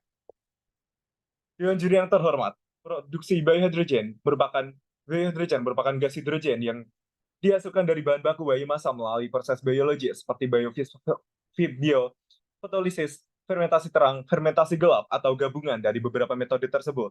Biohydrogen merupakan energi alternatif yang paling ramah lingkungan karena proses pembakaran bahannya menghasilkan uap air dan energi panas sehingga tidak menimbulkan efek rumah kaca, penipisan ozon, atau hujan asam. Energi yang dihasilkan sekitar 120 mJ per kilogram atau hampir 3 kali lipat dari energi yang dihasilkan oleh bensin. Salah satu bahan yang digunakan dalam pembentukan biohydrogen adalah biomasa lignoselulosa. Dewan Juri yang terhormat, biomasa lignoselulosa merupakan bahan baku murah dan tersedia dalam jumlah yang cukup banyak. Bahan ini dapat dimanfaatkan sebagai pembuatan biohydrogen yang ramah lingkungan dengan kepadatan energi yang tinggi dengan menggunakan proses fermentasi gelap. Salah satunya bahan yang berpotensi untuk dimanfaatkan sebagai biomasa adalah limbah sagu. Dewan Juri yang terhormat, limbah sagu pada kondisi optimum merupakan substrat potensial untuk produksi biohydrogen dengan menghasilkan konsentrasi 630,67 mol per liter dan 72 mmol H2 per mol glukosa. Berdasarkan data, total hasil perkebunan sagu di Indonesia mencapai 365,665 ton pada tahun 2020, dan produksi sagu hutan pada tahun 2022 di Indonesia mencapai 8,94 ribu ton. Menurut McPlatey et al. 2006 dalam Anwar et al. 2014, pengelolaan tepung sagu menghasilkan 75-83% limbah ampas sagu. Hasil serupa juga dinyatakan oleh Pinky DKK bahwa limbah ampas sagu dari pengolahan tepung sagu mencapai 70-75%. Limbah sagu dapat menghasilkan biohydrogen sebesar 55%. Melihat permasalahan yang diangkat terhadap potensi pemanfaat limbah ampas sagu dalam menghasilkan biohydrogen, saya, mahasiswa Institut Teknologi 10 November, dengan bangga menghadirkan Voltage, teknologi produksi biohydrogen dengan biomasa ampas sagu untuk biofuel cell ramah lingkungan sebagai inovasi mewujudkan pembangunan rendah emisi. Bersama saya Muhammad Farudin Zuhri dari Departemen Teknik Kimia Industri ITS dengan dosen pembimbing Dr. Engineering Ahmad Dwi Al-Makharisma STMT. Dewan Juri yang terhormat, untuk keterbaruan dari inovasi ini adalah produksi biohydrogen dari bahan baku biomasa sebagai melalui proses biofotolisis oleh Ngararajan et al. 2017 dan Lo et al. 2021. Berdasarkan penelitian yaitu produksi biohydrogen dari bahan baku biomasa melalui proses fermentasi terang. Kemudian untuk keterbaruan dari penelitian ini adalah Voltage merupakan rangkaian sistem untuk memproduksi biohydrogen berbasis limbah ampas sagu yang kemudian akan digunakan sebagai bahan bakar generator fuel cell untuk diubah menjadi energi listrik. Sistem kerja Voltage adalah fermentasi substrat ampas sagu jadi biohydrogen dengan bantuan bakteri Clostridium butyricum melalui proses dark fermentation dalam reaktor. Dewan juri yang terhormat, dalam skema teknologi full text digambar menggunakan software Visio Pro 2021. Kemudian prosedur dalam proses yang pertama adalah proses pretreatment, prosedur kerjanya yaitu pengeringan dari ampas agung 1-2 hari, kemudian disimpan pada kantong plastik dengan tertutup dengan suhu ruangan, kemudian dilanjutkan dengan proses sakarifikasi ampas sagu, dilanjutkan dengan hidrolisis pati ampas sagu, dan dilanjutkan dengan ampas sagu hidrolisat. Kemudian dilanjutkan pada proses fermentasi, yaitu substrat hasil hidrolisis, dilakukan proses dark fermentation dengan menggunakan bakteri Clostridium butyricum, dilakukan pada bioreaktor dengan suhu 37 derajat Celcius dengan pH 6,5, dan akan dihasilkan gas hidrogen 61%, CH4, H2S, dan juga CO2. Kemudian dilanjutkan dengan proses filtrasi, yaitu gas hasil fermentasi dialirkan melalui pipa gas, kemudian akan dilanjutkan pada filter CO2, filter H2S, dan filter CH2, kemudian akan diumpan melalui kompresor, dan hasil akhirnya adalah akan diumpan menuju gas hydrogen storage. Dewan juri yang terhormat, simulasi pada material reaktor dan gas storage pada full text menggunakan software SolidWorks dengan konsep tekanan internal dan suhu dari desain yang telah dibuat dan telah diuji dengan tekanan 1 bar pada temperatur 30 derajat Celcius. Sensitivitas hidrogen yang tinggi terhadap lingkungan dan kompresibilitas yang rendah membuat proses pengisian tangki penyimpanan menjadi sebuah tantangan. Menganalisis dinamika pengisian tangki hidrogen dengan computational fluid dynamics dapat membantu mengoptimalkan desain tangki untuk efisiensi pengisian maksimal. Di sini, kami menggunakan pengisian hidrogen dalam tangki heksagon 36 liter tipe 4 dengan injektor 10 ml menggunakan Converge, memvalidasi hasil dengan data dari proses high transfer. Dewan juri yang terhormat, dapat dilihat tampilan pertama dalam video ini menunjukkan rendering realistis tangki heksagon 36 liter, tangki 4, tangki sudah berisi hidrogen dan hidrogen yang baru disuntikan berwarna putih. Pada tampilan ini, irisan vertikal menunjukkan kecepatan dan dapat dilihat dari pergerakan pengepakan pencarian hidrogen dan bagaimana AMR secara dinamis menambahkan sel untuk menangkap gradien kecepatan. Kemudian pada tampilan ini, potongan vertikal menunjukkan tekanan di dalam tangki. Garis-garis tersebut mewakili kontur kecepatan dengan nilai yang berbeda. Ketika tekanan di dalam tangki meningkat, maka otomatis kecepatan injeksi menurun. Kemudian pada tampilan ini, irisan pada tampilan ini menunjukkan suhu fluida dan padat. Suhu ditampilkan pada sisi fluida dan pada antarmuka fluida padat dan pada sisi padat fluida di irisan vertikal tersebut. Isosurface mewakili hotspot di dalam tangki tersebut.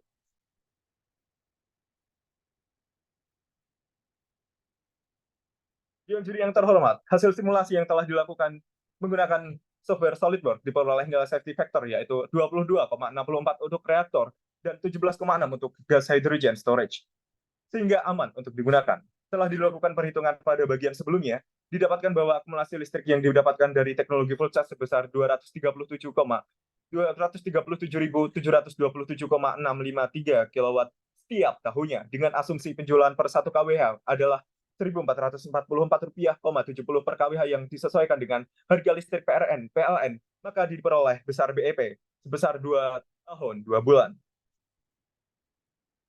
Analisis ekonomi pada full test meliputi perhitungan capital expenditure atau CAPEX dan operational expenditure atau OPEX. Didapatkan CAPEX sebesar 547,703.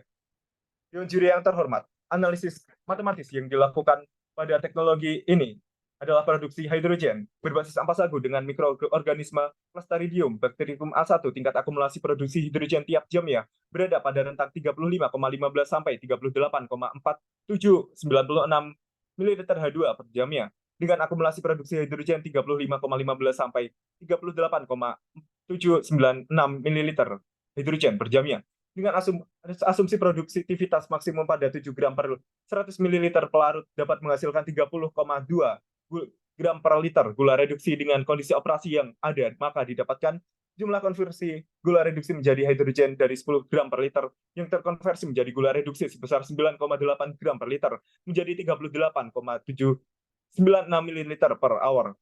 Kemudian 30,2 gram per liter glukosa dengan tingkat konversi gula reduksi sebesar 98%, maka gas hidrogen yang didapatkan sebanyak 116,390. Kemudian jumlah gula reduksi yang dihasilkan dalam proses pretreatment yaitu 3.020 gram gas hidrogen yang didapatkan sebanyak 116,390 tadi, dan didapatkan perhitungan produksi gas hidrogen untuk 3.020 gram glukosa reduksi adalah 35,15 liter hidrogen per jamnya. Kemudian efisiensi untuk fuel cell mencapai 60%. Untuk jumlah listrik yang dihasilkan sebesar 307,914 kW.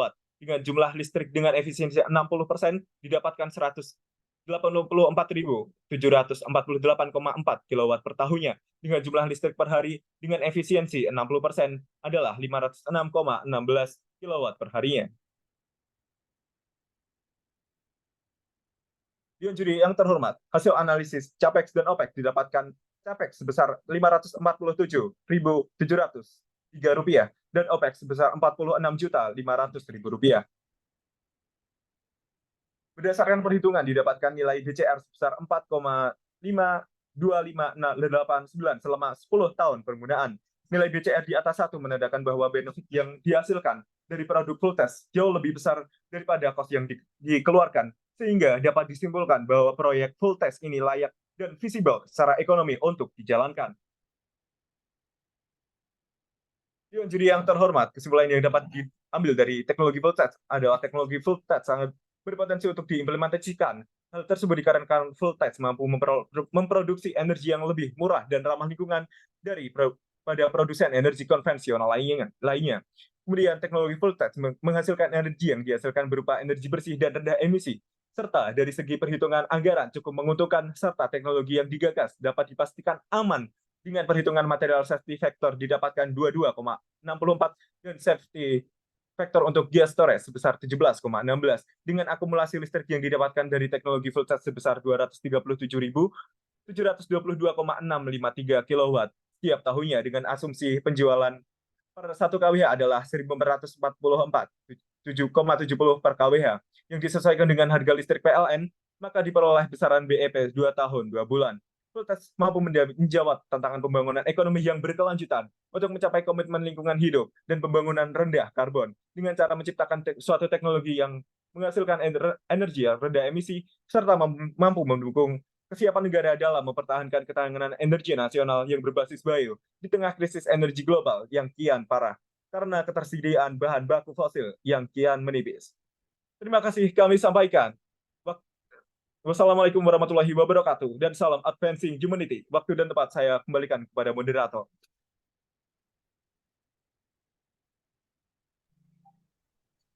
Baik, terima kasih. Untuk yang selanjutnya sesi tanya jawab. Setiap jurinya akan diberikan waktu maksimal 5 menit untuk mengajukan pertanyaan.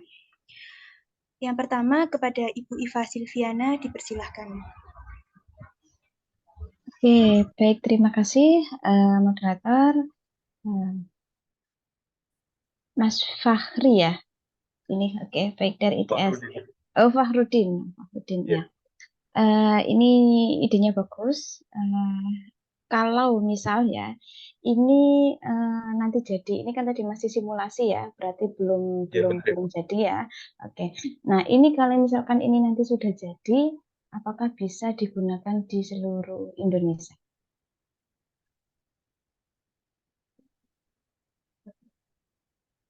Sebelumnya izin untuk top screen. Jadi untuk teknologi ini tuh bisa dikonvensionalkan, Ibu. Dengan harga awal itu sebesar Rp46.500.000. Maksudnya bisa digunakan untuk seluruh masyarakat di Indonesia? Iya, bisa, Ibu. Oke, produksi sagu yang paling banyak di mana?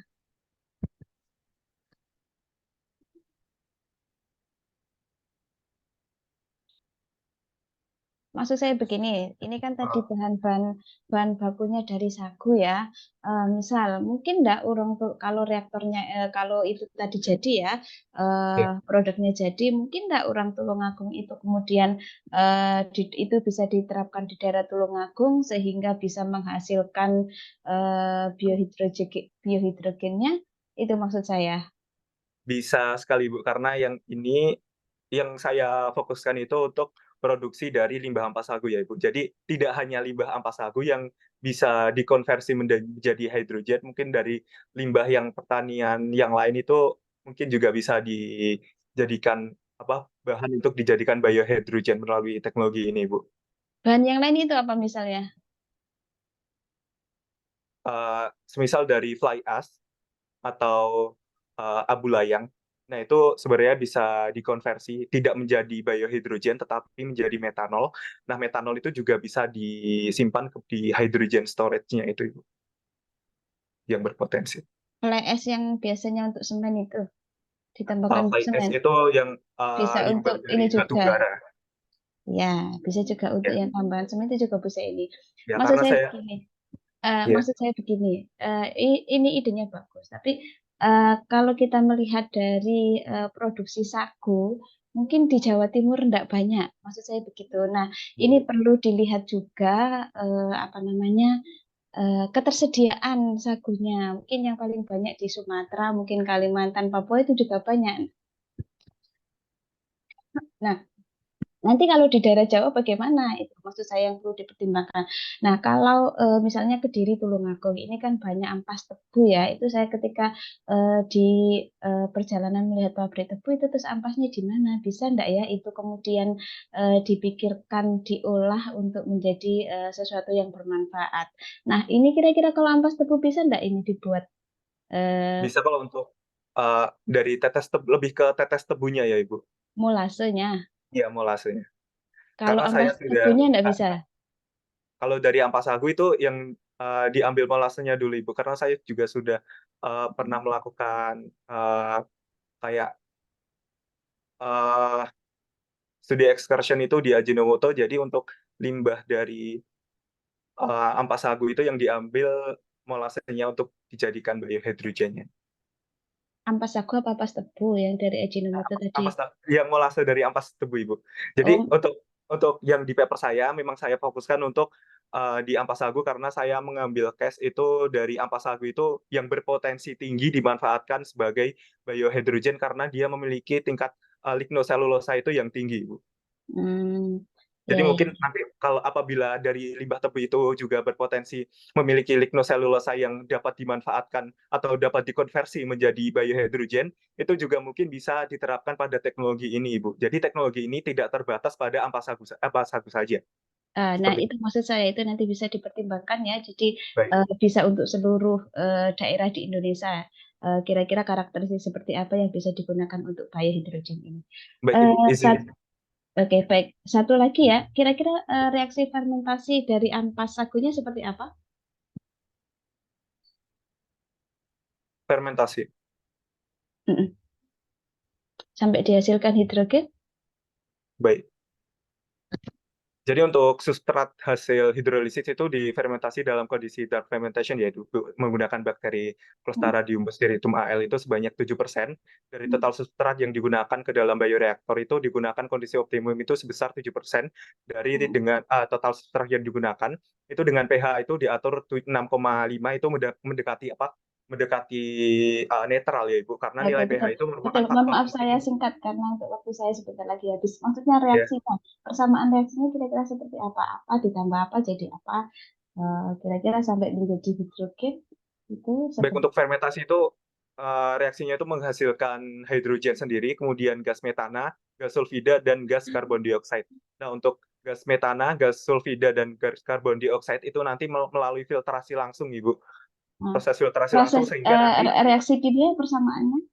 untuk reaksi kimia saya tidak mencantumkan pada paper saya, Bu. Mohon maaf. Mungkin dalam pengembangannya nanti juga saya akan mempertimbangkan reaksi yang terjadi pada proses fermentasi, proses pretreatment hingga menjadi proses hingga menjadi biohydrogen murni itu. Seperti itu.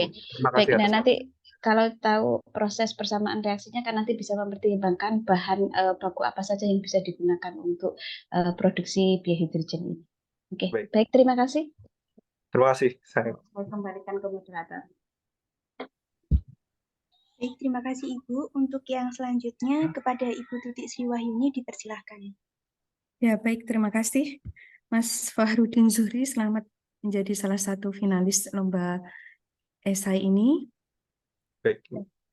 Gagasannya bagus dan ini berusaha untuk memberikan solusi terhadap permasalahan banyaknya biomasa yang ditemukan, khususnya limbah sagu, ya, ampas Iya. sagu. Oke, nah tadi sudah ada beberapa pertanyaan yang disampaikan oleh Bu Iva. Nah ini produk akhir yang diharapkan itu adalah menjadi biohydrogen ya, sebagai Iya, Ibu. biofuel cell. Nah, ini perbedaannya antara biohydrogen yang diperoleh dari produksi ini dengan hidrogen pada umumnya yang biasanya digunakan untuk biofuel cell itu apa?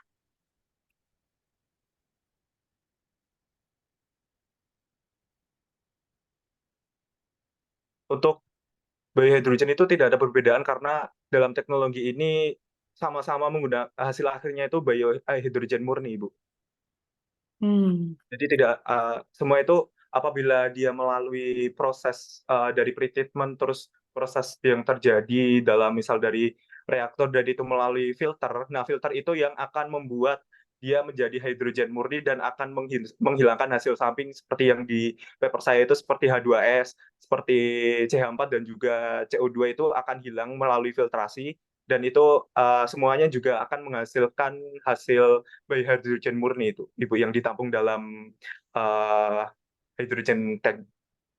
Oke, kalau dilihat mungkin dari kapasitas energi yang dihasilkan begitu, sama saja. Kalau sudah jadi biohydrogen murni itu sama saja, Ibu. Oke, ini nanti bisa diperuntukkan sebagai bahan bakar apa saja yang bisa digunakan, misalnya alat elektronik apa Baik. atau misalnya jenis kendaraan apa yang bisa diterapkan dengan ini.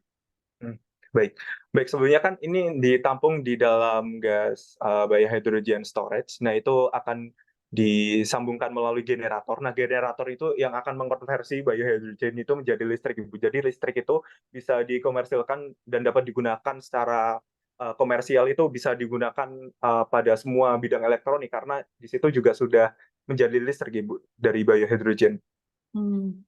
Apakah perlu modifikasi alat itu untuk misalnya beralih yang selama ini menggunakan bahan bakar fosil kemudian dialihkan ke biohydrogen ini sejauh apa kira-kira?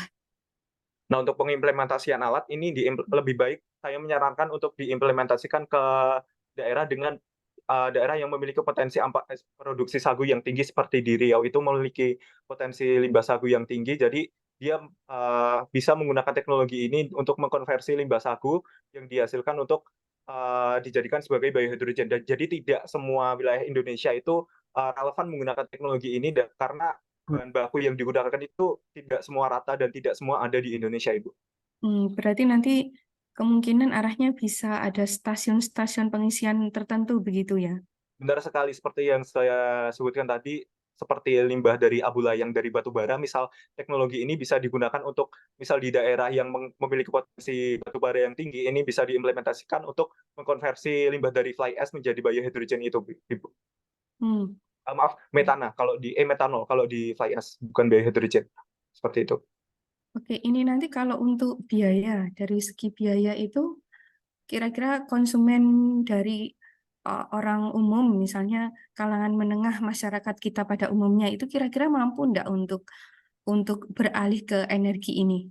Mampu, Ibu. Seperti yang sudah saya paparkan di paper itu, saya sudah membandingkan dengan harga PLN. Harga PLN itu sebesar Rp1.444,70 untuk per kWh, dan untuk nilai biaya per kWh untuk teknologi yang saya berikan dari limbah ampas sagu ini mencapai biaya per kWh rata-rata itu hanya Rp521,2 saja, Ibu, dengan selisih Rp923,50. Oke, baik. Ya, ini analisis matematisnya juga sudah dilengkapi. Yeah. Oke, pertanyaan terakhir, kira-kira kelemahan dari produk ini apa yang menjadi tantangan untuk pengembangan di masa depan? Baik, Ibu, untuk produk yang dihasilkan biohydrogen itu tidak ada kelemahan sama sekali, tetapi untuk alat itu memiliki kelemahan, yaitu memiliki harga jual atau harga produksi yang sangat tinggi, dan ini apabila diterapkan di rumahan itu kurang relevan, dan ini sebaiknya untuk di industri seperti industri ampas tahu itu, Ibu. Jadi untuk harga ini sebesar untuk modal awal itu Rp46.500.000. Ya, baik, saya kira cukup. Terima kasih. Saya kembalikan kepada panitia. Baik. Terima kasih Ibu. Untuk yang selanjutnya kepada Ibu Anis Khalifatul Rashidah dipersilakan. Baik, Mas Fahrudin, pertanyaan saya tadi pada proses fermentasi itu proses fermentasi substratnya itu bisa berlangsung beberapa hari ya, Iya, dan Ibu, benar sekali. harus dijaga suhu dan pH-nya. Nah, Iya, itu benar sekali. berarti apa harus terus diawasi ataukah ada alat yang otomatis menjaga itu? Tidak, Bu. Jadi di dalam bioreaktor itu sudah ada settingan tersendiri dari alat bioreaktor yang digunakan itu, kalau dia bisa apa ya, kayak mengoptimalkan, bukan kayak menjaga suhu biar konstan, Ibu. Dari sistem dari bioreaktor sendiri sudah ada. Oh, berarti otomatis ya, Mas ya? Ya, otomatis untuk pH dan Kemudian suhu. Tekanan juga, tadi, Ibu, sebenarnya. oh ya, tadi juga dijelaskan bahwa bahan bakunya itu bisa menggunakan bahan yang lain selain Benar sekali. ampas sagu, bisa apakah Benar itu sekali. difermentasi atau bagaimana, Mas? Baik, untuk limbah yang lain, mungkin bisa dilakukan studi literatur terlebih dahulu bagaimana pretreatment yang digunakan, karena tidak semua limbah biomasa yang digunakan itu tidak memiliki treatment yang sama untuk menghasilkan biohydrogen seperti itu, Ibu. Jadi untuk fermentasi sendiri tidak semua memiliki treatment yang sama. Oke. Kemudian untuk harga alatnya ya, tadi saya lihat di lampiran itu ternyata alat-alatnya mahal-mahal ya, sampai ada yang puluhan ratusan juta. Kemudian tadi BEP-nya 2 tahun, 2 bulan. 2 tahun. Nah, berarti apakah alat-alat ini bisa bertahan lama atau apakah ada biaya maintenance juga untuk alat-alatnya itu? Ada, Ibu. Untuk biaya maintenance itu di CAPEX ya, Ibu. Untuk biaya maintenance selama 10 tahun itu sebesar Rp547.703.000. Dan untuk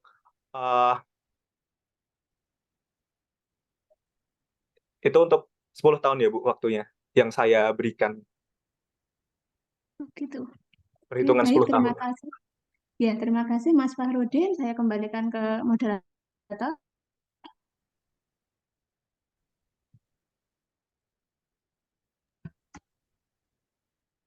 Baik, terima kasih Ibu. Setiap peserta sudah mempresentasikan materinya dengan maksimal. Semoga membuahkan hasil yang memuaskan. Dan semoga materi yang sudah disampaikan setiap peserta bisa bermanfaat untuk kita semua.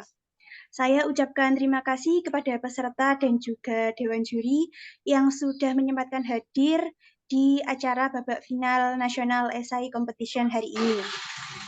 Saya selaku moderator meminta maaf apabila ada salah tutur kata saat memandu acara hari ini, dan kami juga selaku panitia memohon maaf jika ada kekurangan pada acara hari ini. Menginformasikan untuk pengumuman akan diumumkan pada akun resmi Instagram HMPS Statis Kimia UIN 1 Tulungagung. Mungkin ini bisa diakhiri. Wassalamualaikum warahmatullahi wabarakatuh. Waalaikumsalam warahmatullahi wabarakatuh. Ya, selamat semuanya adalah juara dan generasi hebat. Ya, oke. Terima kasih. Assalamualaikum.